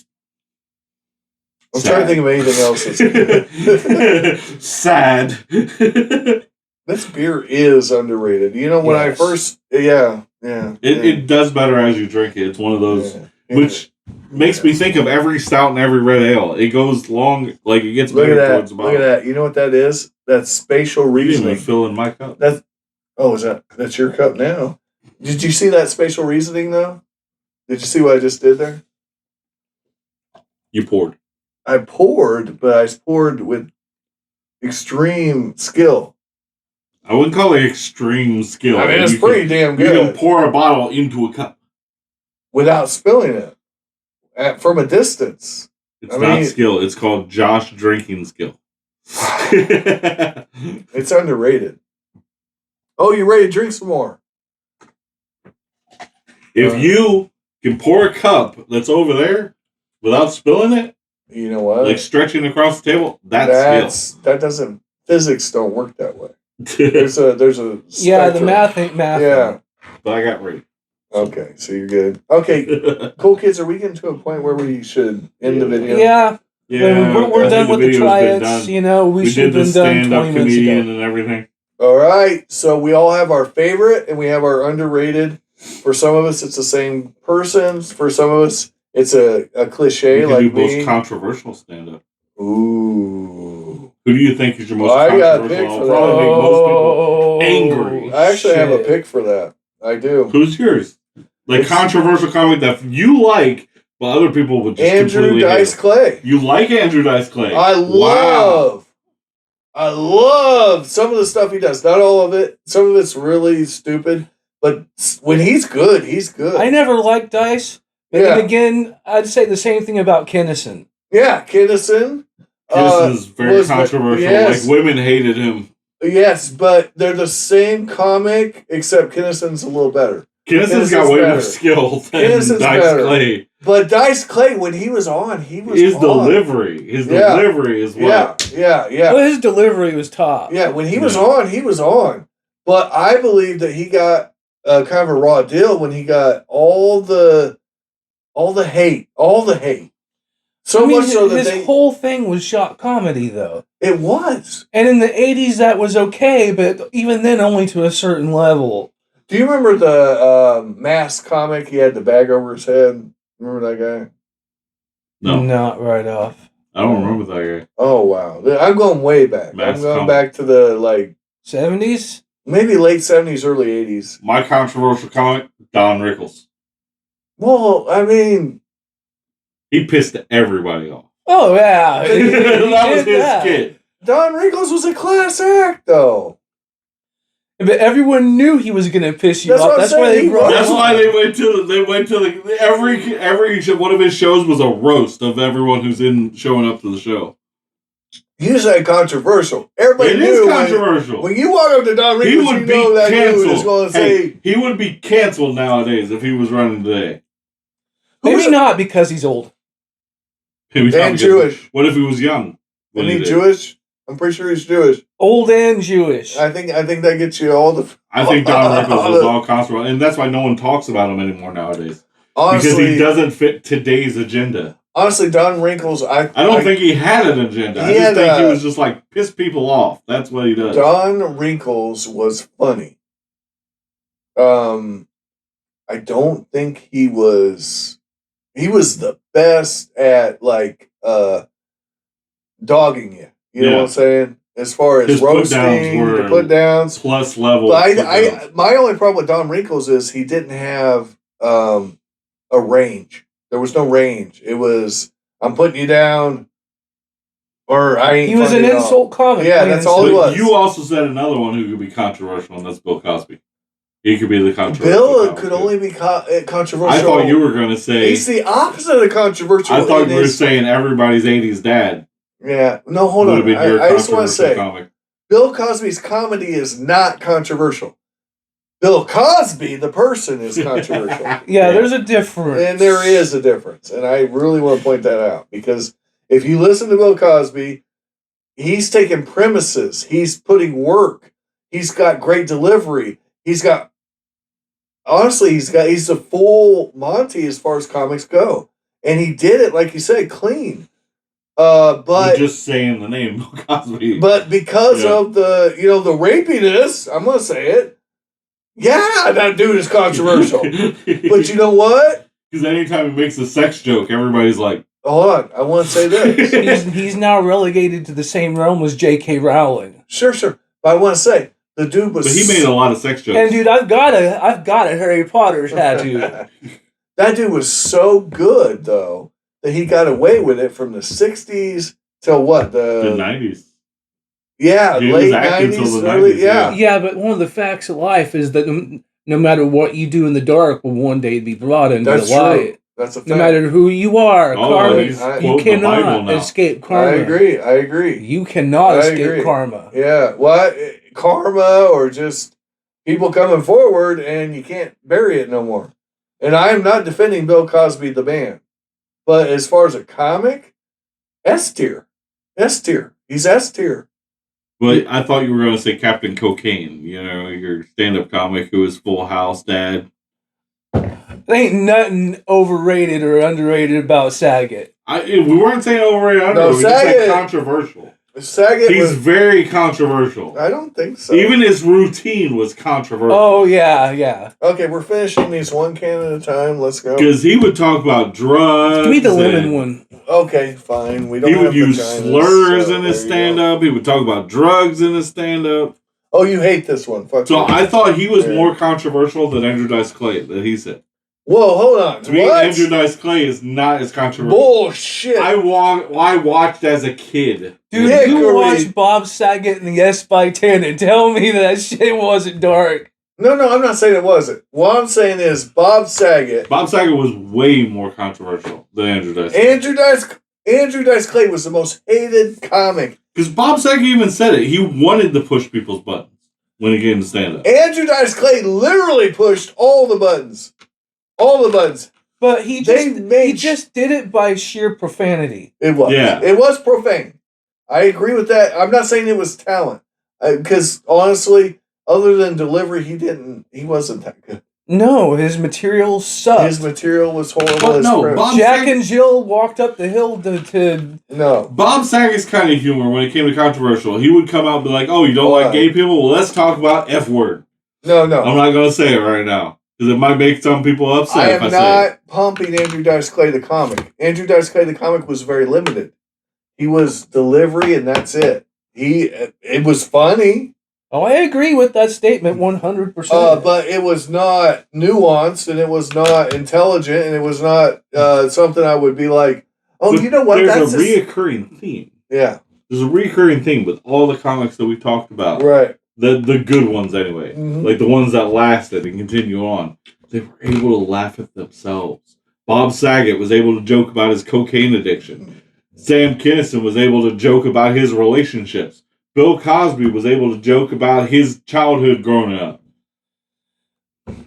Robin Williams once said that it's every comedian's job to find the line and push it. Yeah. Yeah. And it is. It is. Because it's the one last great bastion and line of freedom that we still have as a society. The reason, I'm gonna say this. The reason comedy is dying is because we as a society are no longer willing to laugh at ourselves. Agreed. Nothing's funny anymore because we take ourselves way too fucking seriously. And we've reached a point, I believe, where postmodernism is taking over to the point where I think we're on a new era. I think you need to laugh at yourself. You have to laugh at yourself because you are a joke. You are a cosmic joke. Nobody's perfect. Everybody has flaws. If you don't see that you are the punchline, then you are failing as a human being. That's my honest belief. Look at you. You're a joke. I'm not saying you, Jimmy. I am. Look at Turd. It's hilarious. Turd is crazy joke. She's a dog that's in a cat body. She's so great. I honestly, one of my favorite cats I've ever had. And I've only had her. And that's why roasts. Yeah. When was the last good roast that we had? It's been a few years. The one of Kevin Hart just came out. There was a roast of Kevin Hart. I haven't seen that. Kevin Hart. I don't hate Kevin Hart. Yeah, the roast used to be like Don Rickles was the big time roaster when it came to roast. And roasts are people laughing at themselves, being able to laugh at themselves. Yes. And they were like the biggest tribute when it came to comedians. Yeah. But we haven't had, I haven't heard of the Kevin Hart. I'm probably going to have to see it because I love roast. Yeah, we can watch some comedy once we end this video. But yeah, I like comedy. I love to laugh. I think we need to bring back roast being really good. Like, we had the roast of Donald Trump that was funny. We had the roast of George Carlin that had a good roast. There was a bunch of the people. Bieber was pretty good. There was a Bieber? What the fuck are you going to say to George Carlin, though? Like, for real. Oh, there's all kinds of things you can say. The fact that he was raised Catholic and he made fun of Catholics his whole life. Well, yeah, but, I mean, yeah. But yeah, Justin Bieber totally had a roast. It was mainly Martha Stewart and Snoop Dogg that was on it. Snoop Dogg had a roast. And Martha Stewart had a roast, too. That was actually pretty funny. Martha Stewart you know what? When I saw Martha Stewart and Snoop Dogg together, they do have a chemistry. They do. Oh, yeah. They should have been married. Well, no. They're like best friends, but they should be I'm not saying they should be married. I'm not saying that. I do. They have that much chemistry. Only because... No. Only because I don't think the sexual... I don't feel it's sexual. Well, I know. It's not sexual. But they genuinely have chemistry. as people. Because they're best friends in real life. That's what I'm saying. It's the honest best friends you would ever think of. They've got significant others of their own. That's what I'm saying. It doesn't have to be sexual. There's a genuine chemistry between those two, and you can feel it's the oddest put together you would ever think. One guy who grew up in California in the ghetto, being a gang member with a New England style cook. No. Yeah, but this is still a woman that went to prison on federal crime. Right, exactly. She's still a gangster in her That's what I'm saying, in her own way. But here's the thing: they're born on two separate sides of the continent. No. Snoop Dogg was actually a highly sought after wide receiver prospect. He became a chef. He's got a cookbook. And in his own right, a very talented man. In a lot of different aspects. Yeah. And proficient in jiu-jitsu. Exactly. He is really a Renaissance man. He's the American dream. He grew up in the ghetto and he made something of himself. In the situations and people say the American dream doesn't exist anymore. It really does. It's right in front of you. Yeah. You just have to grab it, take it by the horns, man. That's why I disagree when people say the American dream is killed. Sometimes you gotta be lucky. Because people aren't looking at the normal American dream. Luck is a thing. But you can make luck or break luck. It can go, but luck is a thing. Charisma and luck are a thing. They are. Yeah. People they like are that a thing. They're definitely a thing. And Snoop Dogg has great charisma. Now, if you ask me... We live in a world where normal YouTubers became stars in the world today. That's like there's a person who made it, Owl City. That person, it's technically not a band, it's one person making... He had a number one hit. Yeah. And he was just a YouTube guy that put songs on YouTube, and he got a number one hit from it. That is the American dream. I'm going to tell you, in all aspects. In our culture, Leroy Jenkins, man. Yeah. If you ever seen his stuff, he takes like 70s songs and like today's songs and sings in like 70s soul, and just does it really freaking good. The point is, if you can find your niche, find your crowd, your audience, you can accomplish anything in the Western world. Isn't that in your exit of every video?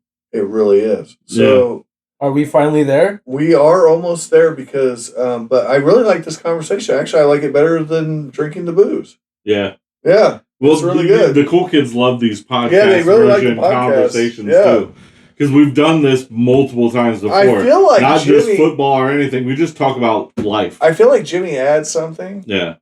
We are three very different people. Yes, I think we add something. In the world today, us three would never know each other normally, because we were all three in very different circles, very different personalities, but we can come together and talk. I love this cat, man. So that's what, and that's what to me that's what America is when people of different faiths, people of different personality types, people of different social groups can get together and talk about whatever they want. That is America. Well, that was the ideal of it. Mm-hmm. Jimmy, do I agree with you on very much? No. Seneca, do I agree with you on some? So yeah, we got the like I said, all three of us are different parts of the triangle. Yeah. And that doesn't say we're part of the Illuminati or anything, but we're different parts of a triangle. Look, I put my pants on one leg at a time. Yeah, I'm just a dude. We have very different bringings ups. Y'all were probably closer together on bringing ups than mine, but right. I mean, I have only known you since I was like 5. Right. Right. But we all have different bringing ups. We all are in different parts of the country. Like you were California, right? Yeah. You're Midwest. You're from this area. I was Kentucky in the Northeast. I'm local in St. Louis. I was all up and down the East Coast, and then Kentucky. What's funny is, even genetically, there's we don't have your test yet, but I have a feeling if what we feel is true, you're probably going to be a lot of British Isles, UK. Scotland, Ireland. You'd be closer to my genetic than yours. Whereas me, well, you know what though? DNA don't matter. Culturally, all of us grew up actually. We are a melting pot. In this house. Yeah. So, I don't know. All I know is this. I hate bringing it up though. Well, also, even on religions... I'm not going to bring it up. I'm not going to do it. Even on religions, we're very different. You're being so clingy, dude. I'm very, Southern Baptist Christian thing. You're not really religious at all. I'm agnostic. And then I said not really religious. You're very... I am looking for truth, not dogma. And I don't think dogma is truth. And he's closer to the older style religions. I've actually tried to go to seminary. I have a copy of the Ethiopian, the regular, and the Catholic Bible, as well as the Quran and the Torah. So, I've studied... But hold on. Would I ever tell you that your religion is wrong? No. You said you disagree with it. And that's fair. Well, hold on. But why I tell you... Disagree doesn't say it's wrong. No. Hold on. Just that you don't share it, and that's fine. I don't share my religion. Right. And that's fine. But I'm not going to tell you you're wrong for your beliefs. No, you have not. I would never do that. And no, that's fine. Yeah. You're cool to not agree with it. Yeah. I'm okay with it. I find it all interesting. And all religions are kind of interesting. And you've known me a long time. Amongst the people you've known, how is my religious knowledge?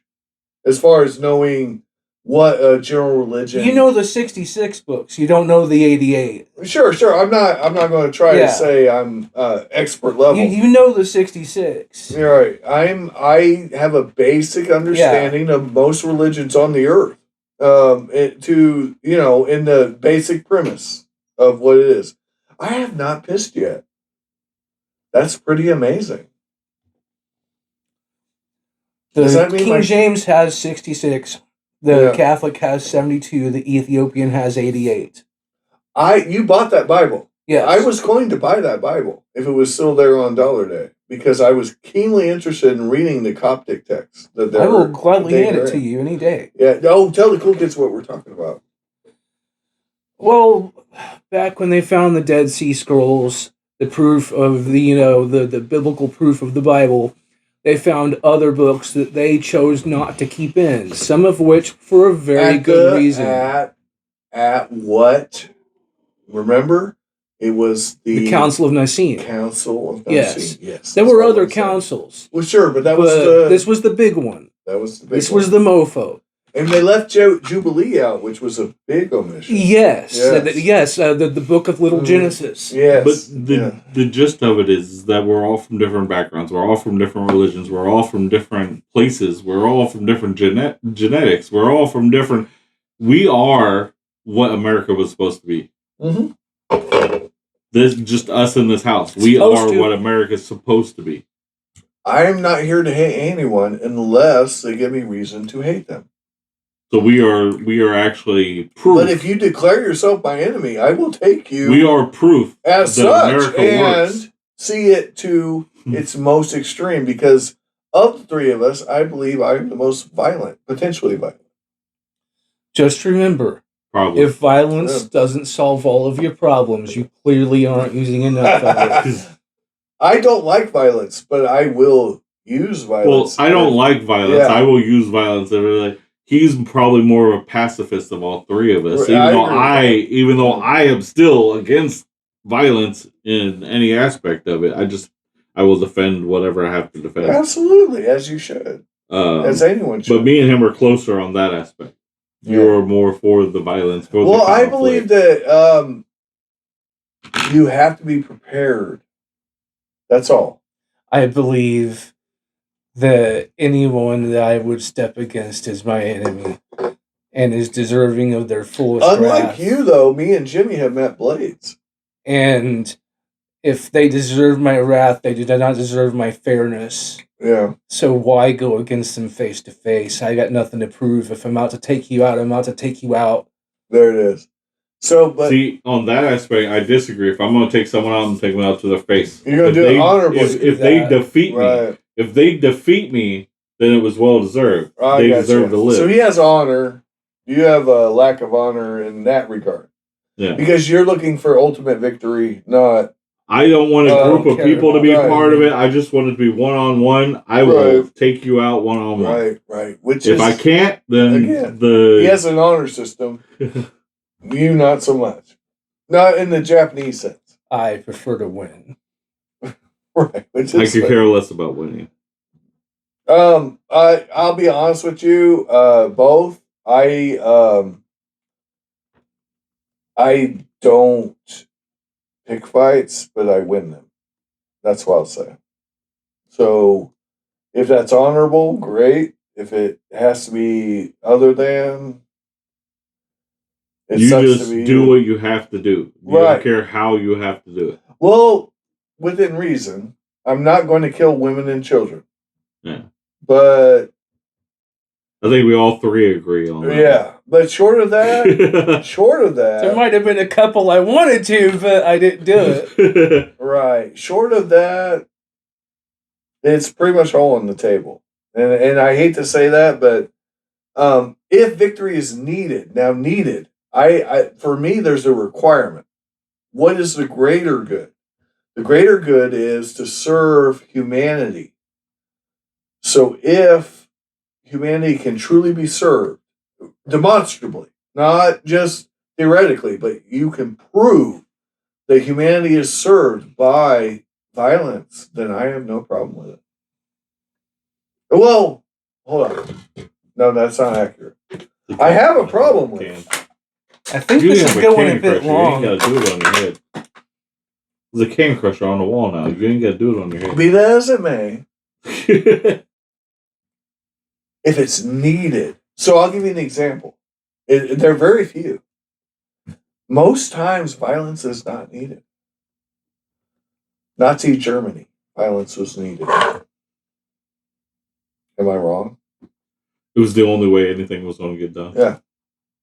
And not from the Germans. He's not saying from the German side. He's talking from everybody having to team up to defend it. Nazi Germany was not going to fall by anything but violence. That's right. Because that's how they saw dominance. I kind of disagree with that because they kind of took themselves out on the basis of the whole first half of the war. They were all on meth.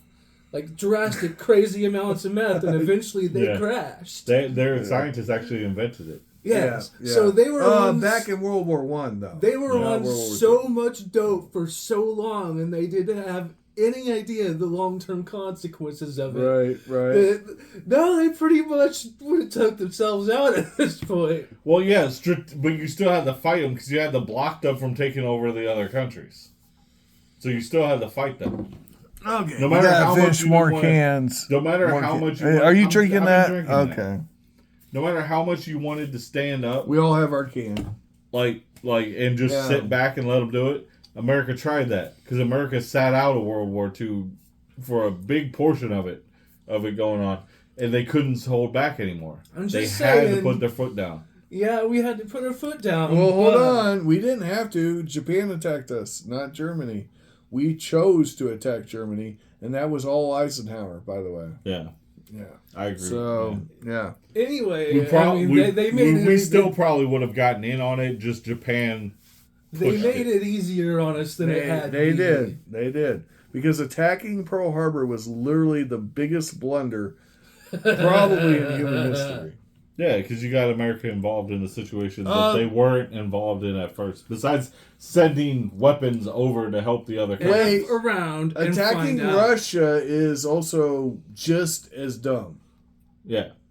There's a chance that even if Japan didn't attack U.S., that Russia still would have defeated Nazi Germany. That's what I'm saying. So attacking Russia, just as dumb as Japan. F around and find out. Well, they weren't just attacking Russia. They were attacking Russia on their homeland. Silly. Nobody, not even Napoleon, was able to defeat Russia on their homeland. So here's the deal. I didn't want to get into this too deep. So why it's getting long, dude? It is. It's a fun conversation, though. We are in Pax Americana. Do you know what that is? What? Pax? I have no clue. Okay, so this is a greater context, a greater time. Pax Americana is the American peace. Okay. And what that means is we have had relative peace since World War II. Yeah. Okay. Now, I don't know if you guys know this, but I majored in history at UIS. Our biggest wars since then have been the Middle East. They've been proxy I'm going to just throw them all together. Middle East, Iran, Iraq, all that. Sure. They're proxy wars. And they're then not Vietnam. Actual wars. Don't forget Korea. But yes, they're all proxy wars. Yeah, Korea and Vietnam. It's communism versus capitalism, blah, blah, blah. Now, or, oil money. But Korea didn't seem to affect everything as much. It's mainly just the Vietnam that was a bigger social problem. Well, Korea was... And then the Middle East has been going on for freaking decades. That'll never end. It will never end. It never has ended. That started with the Crusades. It's more of a religious. It's cool that you said the Crusades because it more is a religious war. We have two of the world's major religions that have the same small plot of land. And it's terrible. I'm a religious guy, but it's terrible. They're all Abrahamic, so why wouldn't they love the land of Abraham? I mean, it's right there in the Quran. They were one tribe. They split off in the tribe in the time of the Golden Calf. Ishmael versus Isaac. That's really what it boils down to. Yeah. Am I wrong? No. Yeah. I mean, they were there from the start. They were one tribe from the start. Yeah. So ultimately, Abrahamic religions are quite important in the world. I would say they're the most important religions, and whether you include Judaism, Christianity, or Islam, they're all Abrahamic. Well, there's a lot of religions out there that are just okay with being that religion, but there's a couple religions that are just straight up against any other religion, and that's crazy. Be that as it may. And it is. It has been. It is. It always has been. It definitely is. Actually, the American Gods series that I was telling you about, you should watch it. That was so freaking good. You should watch it. I just read American Gods like a month ago. I want to watch Good Omens first. I want to watch Good Omens first, but American Gods has been on my list for a long Good Omens is funny and cute and playful. American Gods is philosophical. I don't agree with all the philosophy entailed, but I understand it and respect it. And that's why me and Jimmy and all of us get along. It starts off with, if you see this dude named Shadow, he's in prison. And then he has this roommate and his cellmate, and then he ends up getting out early because his wife died.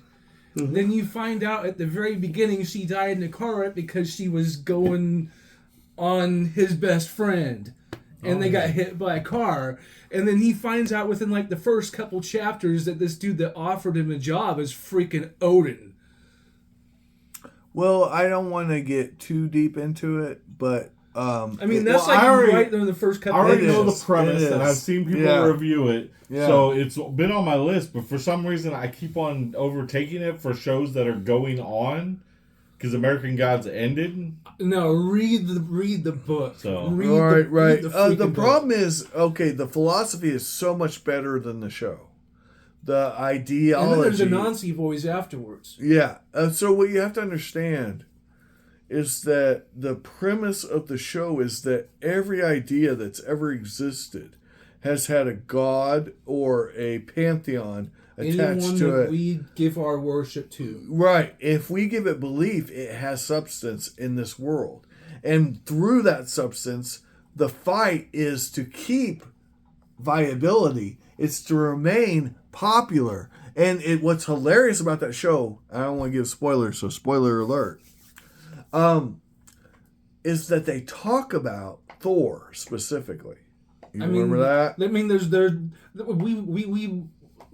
worshipped the railroad for a long time. Sure. Then there was a god of the railroad. Yes. Then we worshipped the television, so now there's a god of the TV. That's right. And Columbia versus Liberty is a huge point in the show, actually, because before the turn of the century, everybody talked about Columbia, the spirit of the West. Whatever people place their faith in, that's so beautiful. It's such a instrument to tell us about human inability to stay focused, or humans'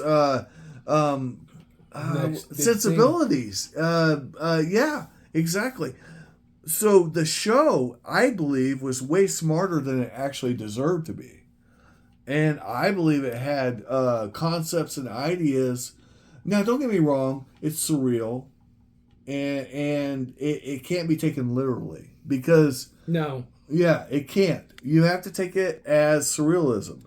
But the concepts are so good. But leading up to the end, it's like you're like, holy crap! They said the ending from the beginning. Like this. I don't love the show. I love the concepts. They literally said the ending from the very beginning. They did. So what you have to realize is, ultimately, modernity, that's the term, wins. It wins. And it has to win. And because it wins, even though Ishtar is a holdback from the old days, because modernity ultimately has to win, it's kind of defeatist. It's kind of this whole postmodern thing. But they almost didn't. But because there's still hope for the old pantheons and the ideologies, that there's some people that hold them, that there's some people who still keep the faith, it gives it this hope that most shows never have. Well, yeah. That's also, like, that's a pop culture thing, too, because, like, people hold on to be like, oh, this show's the best show ever, but then be like, well, I really love Full House. I really love Boy Meets World or something like that, and that would have been like what I grew up on. So they have this nostalgia. It was Saved by the Bell. Dude, wait till you meet media. Yeah. Saved by the Bell would have been my childhood, pretty much. So the show is very cynical, so it may not be for you, and I must say that because I know you. The show is very cynical, and you are not a cynical person, which is one of the reasons actually I find you refreshing. They actually have American Gods in a 4-person graphic novel at the library for free. I've saw the graphic novel. And it's I haven't read it. Freaking thick. Yeah. I haven't read it, but I've seen it. Seen the graphic novel. Third floor, man. But conceptually, the show is amazing. In execution, the problem is that you get the producer and the director, and everybody wants to put in their fucking 2 cents. But as far as conceptually, very good. Lots of great ideas, lots of great thoughts. That's how I feel about a lot of shows. Like Lucifer is one of those shows. Like the first 2 seasons. I watched that show. I watched the first season, and I stopped. I stopped watching. Were like the best. I stopped watching after the 3rd season. I got another show. They rebooted the one where they did Thanatos. Haven't seen Hypnos. Sorry, Hypnos. But what was that show? The Dream. Oh yeah. Sandman. That's it. That's what I was looking for. I haven't gotten to see that yet either. Dude, Sandman was awesome. Right, in concept. The concept. And that's, this is the beauty of Greek mythology. Because basically, the ideas, the building blocks of all a conception come from the Greeks. I'm going to say another show that failed. But in Western culture. Its conception was really good, and that's Extraordinary. Yeah. It was a TV show where, like, in the world of everybody was superheroes. Everybody had a superpower and everything. So like My Hero Academia. Yeah. So, but it was a live action show, and I think it only went for like 1 or 2 seasons because nobody really watched it. Right. But the first couple episodes were freaking amazing of it. Yeah, that was literally My Hero Academia. Because the premise of it was pretty good. Well, it was really good, but the storytelling was very not. So and everything like that. So I enjoyed the first 2 episodes, and then it kind of went downhill from there. But Extraordinary was one of those that was really good. I did want to make a point out for you guys, and it's not to be sexist, but when we talked about comedians earlier, since we're having real talk, I love this, guys, because we're talking about real concepts. Sure, we should be doing this on. No, because it's not really political. It's really not. What's with the comedians? Okay, we didn't name one female comedian. We didn't. Amy Schumer's good. Okay, she's okay. Amy Schumer is Kristen Shaw is good. If I'm gonna Judy say Tenuta's better than both. no, hold on. Judy Tenuta is better than both the females. You just go ahead. I hate Amy Schumer. I started out liking her at the beginning, but I hated her. Judy Tenuta, There's Elena Schlesinger. Yes. Okay. Eliza Schlesinger. Eliza. Whitney Cummings. No. Hold on. Yes. Whoa. In no way am I saying there are no good Catherine female Madigan. I think she's hilarious. Whoa. I want to make a point, not to be sexist, but when we were talking about the most underrated, the most funny, all this shit, not one person in this room brought up a female comedian. It's not because there weren't deserving female comedians. Yeah. It's because the males, the great ones. Stand-up is dominated by male. It is. Yeah. It's so much better. Not to say there's not good. Like Eliza. No, there are Schesinger's great funny. female comedians. Whitney great Cummings, ones. I like. Catherine Madigan, I like. I also like. Yeah. I got pissed, finally. Christina, what's her name? Sarah Silverman's funny. Sarah's in. She's cringe. What now? Christina, she has I'm trying to remember moments. her last name. Tom Segura's wife. Tom Segura's wife. Christina. I don't know that one. Blonde. But somebody's wife. Right off the description. I'm drinking this. Y'all can fuck off. Okay. Used to be it'd be Roseanne when they talked about stand-up. No. I was going to say Roseanne's actually funny. She is. I thought Judy Tenuta was funny. I really did. I didn't really think Roseanne was that funny. Roseanne had her moments. She had her moments, and Tom Arnold both had their moments. I would actually say Roseanne and Tom Arnold. I don't like Tom Arnold. No, I think Tom. I think Tom Arnold was on freaking Roseanne's curtails on that. Well, be that as it may, I think they were the same comic. That's what I was about to say. I believe that Roseanne and Tom Arnold were very, very on par with each other, both in style and skill. I wasn't a Rosie O'Donnell person when she was stand-up. Never. No, not Rosie O'Donnell. Roseanne. Never. I didn't like Rosie O'Donnell, but Roseanne was okay. Roseanne was funny. Roseanne still was not. Roseanne has no. Rosie O'Donnell is not funny. Rosie O'Donnell was never funny. Same thing. You know what? People talk about Whoopi Goldberg. That she was never funny. No, never wasn't. funny. There was nothing funny about her. No. I'll be right back. I got to hit the. I agree with that statement 100%. Never.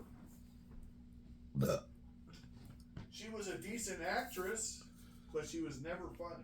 Yeah, till she started getting political. Yeah.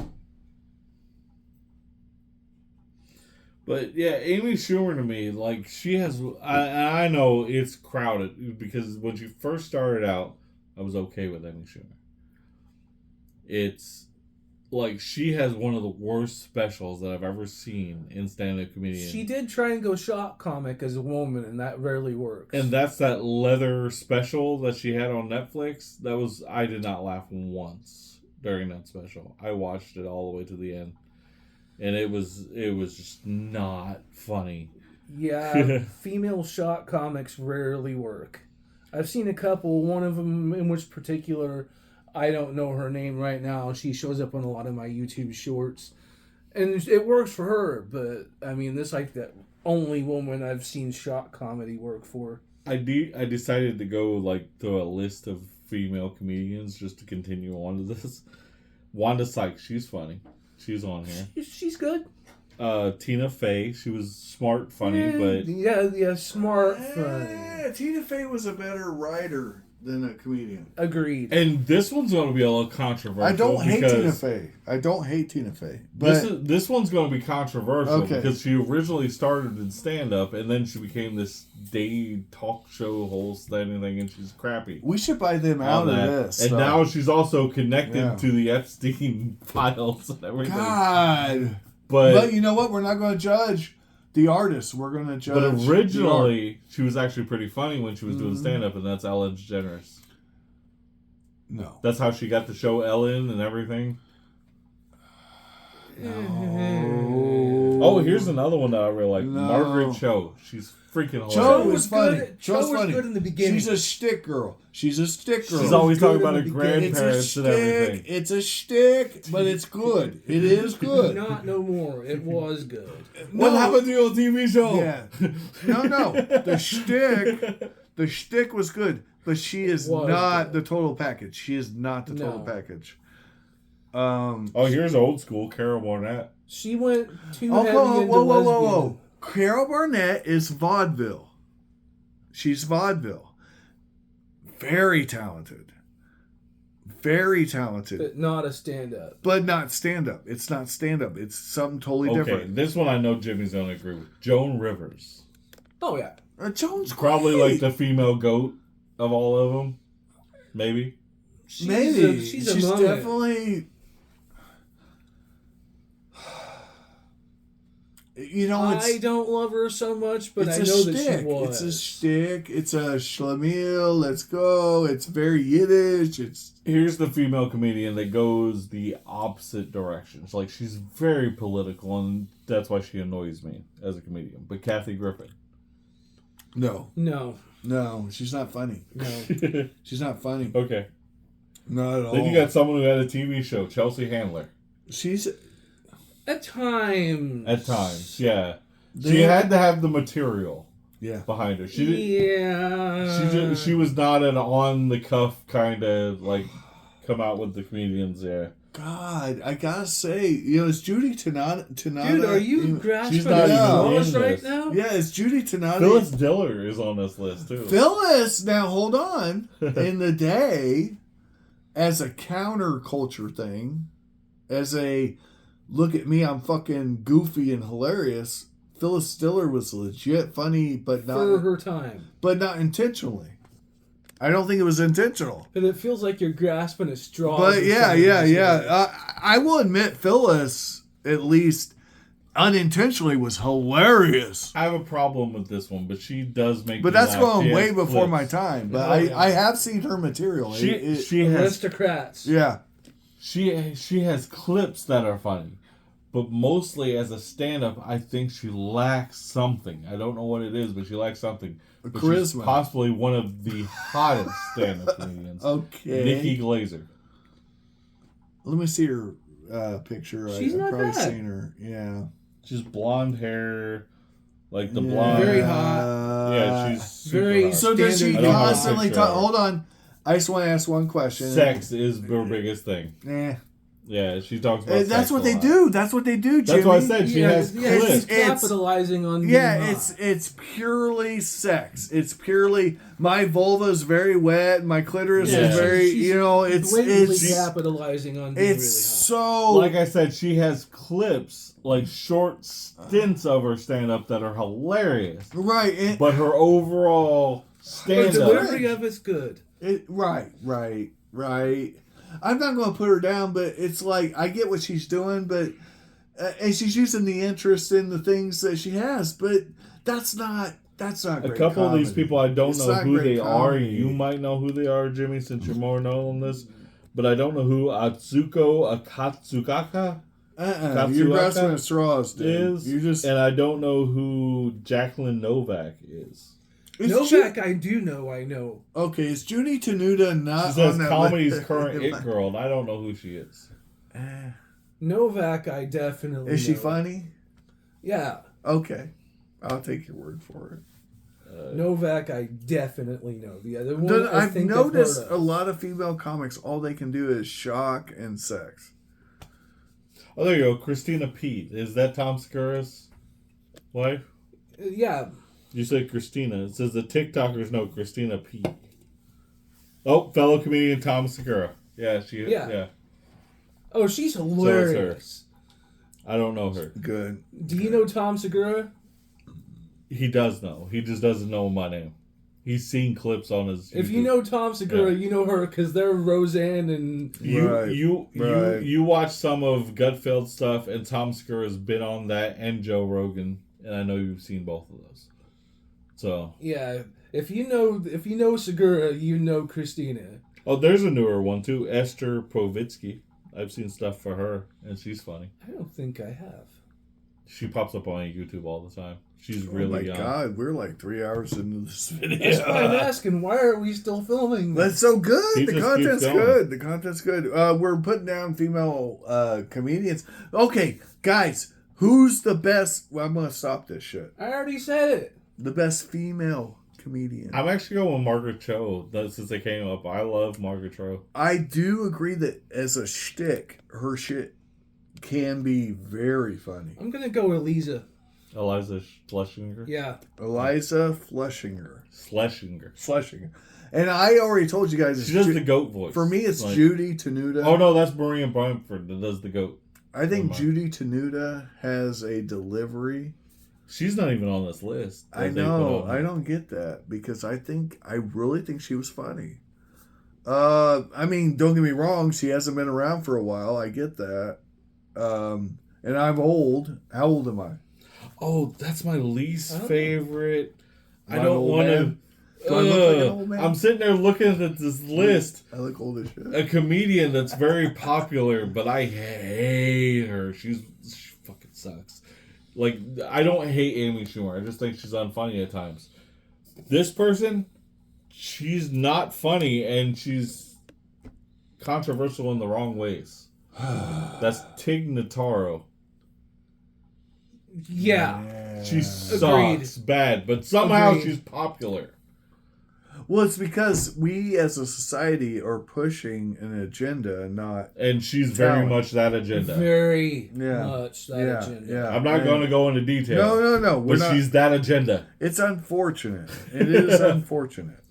Very woke culture, very feminist, very lesbian. If it's funny, I don't care. She's not. No, that's what I'm saying. No, hold on. I want to be clear. I've turned her off more times. Funny, she pop up on my screen, and I'm like, no. I go past that every time. Funny is funny. Funny translates. I can watch a comedian. George Burns is fucking funny. We were just talking about 18. Yeah, you ever listen to George Burns talk? Mm-hmm. From the 1940s? Again. He actually made me want to try cigars when I was younger. Yeah. That motherfucker's funny. Now, is he the greatest of all time? No. Is the fucker funny? Yeah. Is he entertaining? And if he was in the room with you, you'd be like, he's the GOAT. That's what I'm saying. Whatever, we don't know. Right. He's funny. Well, I listen to some of these motherfuckers squelch and squaw and cry about whatever the fuck their little agenda is. I see it for what it is, an agenda. And I say, nay. Blow it out your ass. Bring me the funny. Where's the funny? Where is it? Same thing with that. What was that gal's name? The one you brought up, the blonde chick. Lisa? The one that's always talking about vaginas. Amy Schumer. Yeah, she's all vagina. It's all vagina. She talks about how it's sweaty all and stinky her vagina. Oh, my viscosity of my vagina and the pH is just... Shut the fuck up! I had sex with this random guy the other day. Dude, because she acts like a dude, and she ain't a dude. And it's like, that ain't funny. I don't get it. It's not. She was doing a thing about yogurt. It's not Schumer's funniest part. That's why I said if she stuck to what she was originally, which she did do a little bit of shock, right? But it was just a little bit of her shtick, she would actually be funny. But then she started stealing everybody's stuff. Yeah. And then with what worked. And then just pushing her vagina, like the whole special. Vagina. She was talking about yeast, bro. And yogurt, making yogurts out of... Dude, and not to mention how cringe the delivery is. I want to talk about delivery. Delivery fucking matters. Yeah. We talked about Andrew Dice Clay. Well, she stole other people's jokes and delivered them way worse than the person that she stole them from. Delivery matters. Yeah. Andrew Dice Clay, for all his foibles, and there were many, That's how Mencia got away with it for so long. Yeah. He stole people's jokes, but his delivery was there. Delivery will get you far. George Lopez is good too. Lopez is great. I don't hate Lopez. Any stand-up that got their own TV show is usually pretty good. Generally, I was going to say Lopez I don't hate. I don't like his politics, but I do get where he's coming from. Especially his earlier stuff. Yeah. I get where he's coming from. I do. And it's genuine. There's a feel. Schumer, no. Nothing. Everything she does is aiming for higher heights. She's wanting to shock you. She's wanting to press your buttons a little bit. Dude, what about Paul Rodriguez? Yeah, people forget him. He was on Apollo all the time. Yeah, Paul Rodriguez. Man, I watched Apollo with my dad because of it. Yeah. You know what we're going to do when this video is over? Go to bed? No, don't be a bitch. I'm going to have to go to bed soon. Oh, you have... I got to be up in a few hours. We're going to watch American Gods. How far did you get into it? I didn't watch the show at all because I know they didn't finish it. I just read the book a couple times. It was too highbrow for modern... Highbrow. It really was. So I'm going to give Andor a chance, too. You say that about Andor. No, Andor's so good. Oh, there's someone who started out good and ended up terrible, and that's Mindy Kaling. She's at every TV show now. She started out, she was really good. And then she got caught up in politics and crap and she's a better writer than an actress. Yeah. She came out with her own TV show and then she did Project. She's also the one that did the Velma, the cartoon Velma show. That's the worst show I've ever seen. So horrible. I watched the first episode and I couldn't get past it. It was so bad. It's so bad. It's the worst show ever made. If anyone has ever seen the Velma cartoon show, it's the worst show ever made. You could probably have a party just laughing at what is going on the show. Are you sure it's worse than Norwegian Ninja? We haven't seen Norwegian Ninja, so can't. You're the only one in the room who has seen that movie. Then we're going by TV show, the worst TV show of all time. Well, it's a movie. And I will stand by Velma being the worst TV show of all time. And people are like, it's a cartoon, it don't count. But I'm like, cartoons count. And worse, Norwegian Ninja supposed to be a true story. And there's no way. There's so much talking going on and it's so bad. Oh, you know it? I've never... no, Norwegian Ninja do not go together. They can't. It could. No, stop talking. Yeah. I said stop talking. Stop talking. Norwegian Ninja, I'm in the video. Liam Neeson could have been the Norwegian Ninja. No. He's got a special set of skills. You know what? I've never watched that movie with the wolves. What was that called? The Wolves. Liam Neeson. Wolves. Movie. Go. You're asking the wrong person. Okay. Go ahead. He's looking it up. Look at her. She wants so much attention. She's like, this cat, man. I couldn't have got a better cat. The Gray. The Gray. Have you seen it? No, okay. Never heard of it. I saw a little bit of it. I didn't see the whole movie. Okay. My brother watched it. To be fair, Renegade's cool too, but she's so clean. But I don't think Liam Neeson makes bad movies, really. So.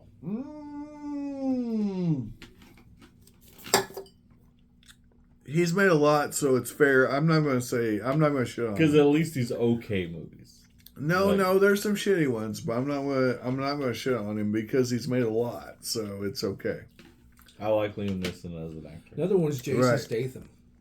He's made a lot, but they're action movies. I don't think he's made Two Smoking Barrels was before he was in action. I like that movie, and that was good. I was about to say there's a lot of Jason Statham I like. I don't think there's anything that I really hate. That was before he became an action star.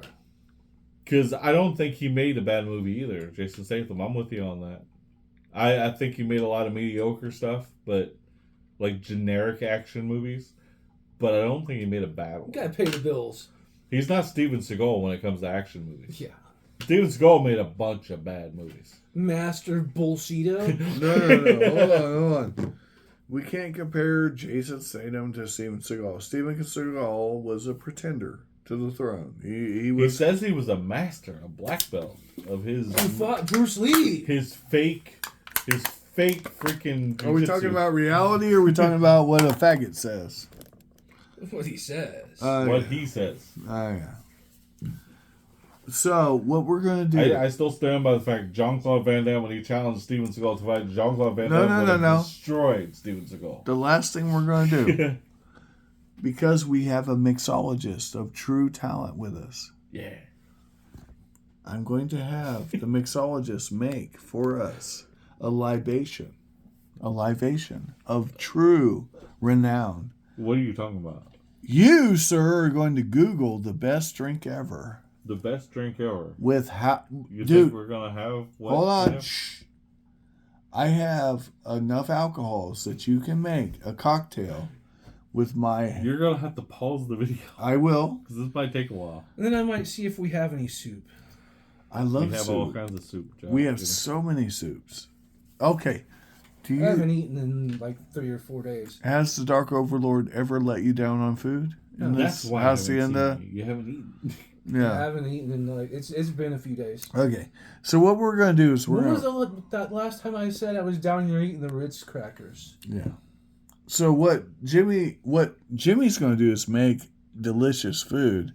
What Seneca's gonna do is find out the best cocktail for the House of Santoni Local Gin, and then. Oh, so it's for gin. It's the best gin cocktail. Yes. I don't know if I can make that because I bet you it's going to be a Negroni. Check it out. If we don't have it, you can make the Bloody Mary, which is awesome. And test it against that indigo. Yeah? All right. What'd you whip up in the kitchen, Sugar Tooth? Chili. Is there enough for everybody? There's another half a can in there. Nice. And that's Daddy's cans of chili or your cans of chili? That would be yours. It was clearance for $1. Very I'm out. Okay, yeah. That's why I don't have any upstairs. We need to, make magic happen to make it work. What's that bitch doing? Because he's making a lot of noise. I said mixology. I was trying to pump his ego, but I don't know if that was a mistake. You did what he's doing what you said. There's a cup leaned over, though. Why? I told him I still had a cup, but God he help didn't us grab all. God help us all. I'll put it on top of this one. Okay. Look, I come from the old school. You know that. There's something I gotta stop that. How do I grow as a person? Ugh. You can't ever truly get over who you were over your origin. Or always it's going to be a slave to our origin. I don't want to say slave. I don't like that because I like what my origin was. We weren't pussies. Why are we pussies now? What's up with that? We're all slaves to our origin. Well, let me ask you this. Ultimately, when push comes to shove, am I going to be able to hang and bang in my old age? Okay. Will any of us ever know that? Fuck. This is the #1 rated gin drink. That is existential, what you just asked. Will any of us ever know that? But you met me. Some of us may never know. That's his. Pass it to him. It's very vodka heavy. Or gin heavy. Gin heavy. Gin heavy. Sorry. It's not really gin heavy. It's so gin. It's heavy gin. And where did you get the bottle? It's 2 ounces of gin in that whole cup. Not bad. Yeah, no, I'm sure it's great. I like gin.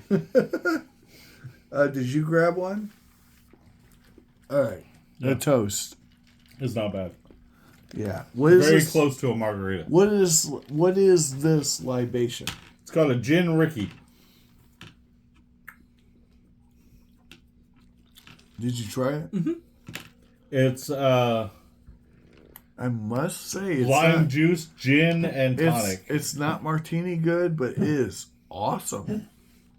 It's gin, lime juice, and tonic. How do you feel about it? Because you're the least gin person here. It's actually pretty good. It's very close to a margarita. Oh yeah, and a little bit of salt on the top. That's what makes it really close to a margarita. I actually see that. It was a pinch of salt on the top. It's like a margarita for men. Yeah. Well, no, margarita. It's very close to a margarita. Yeah, it's called a gin very Ricky. neutral. It's very it's neutral. It's crisp. It's easy to drink. It's very. It goes down smooth. Easy to drink. That's probably why it's the #1 rated gin libation, as they said on the internet. Yeah, it's so much better than a margarita in so many ways. It's not better because it lacks the harshness, the agave, I like the agave. Though. Okay. Also, other advantages of this drink over a margarita, which I actually don't mind margaritas, to be fair. It's crisp. A margarita is not crisp. It is harsh. It's not harsh to me.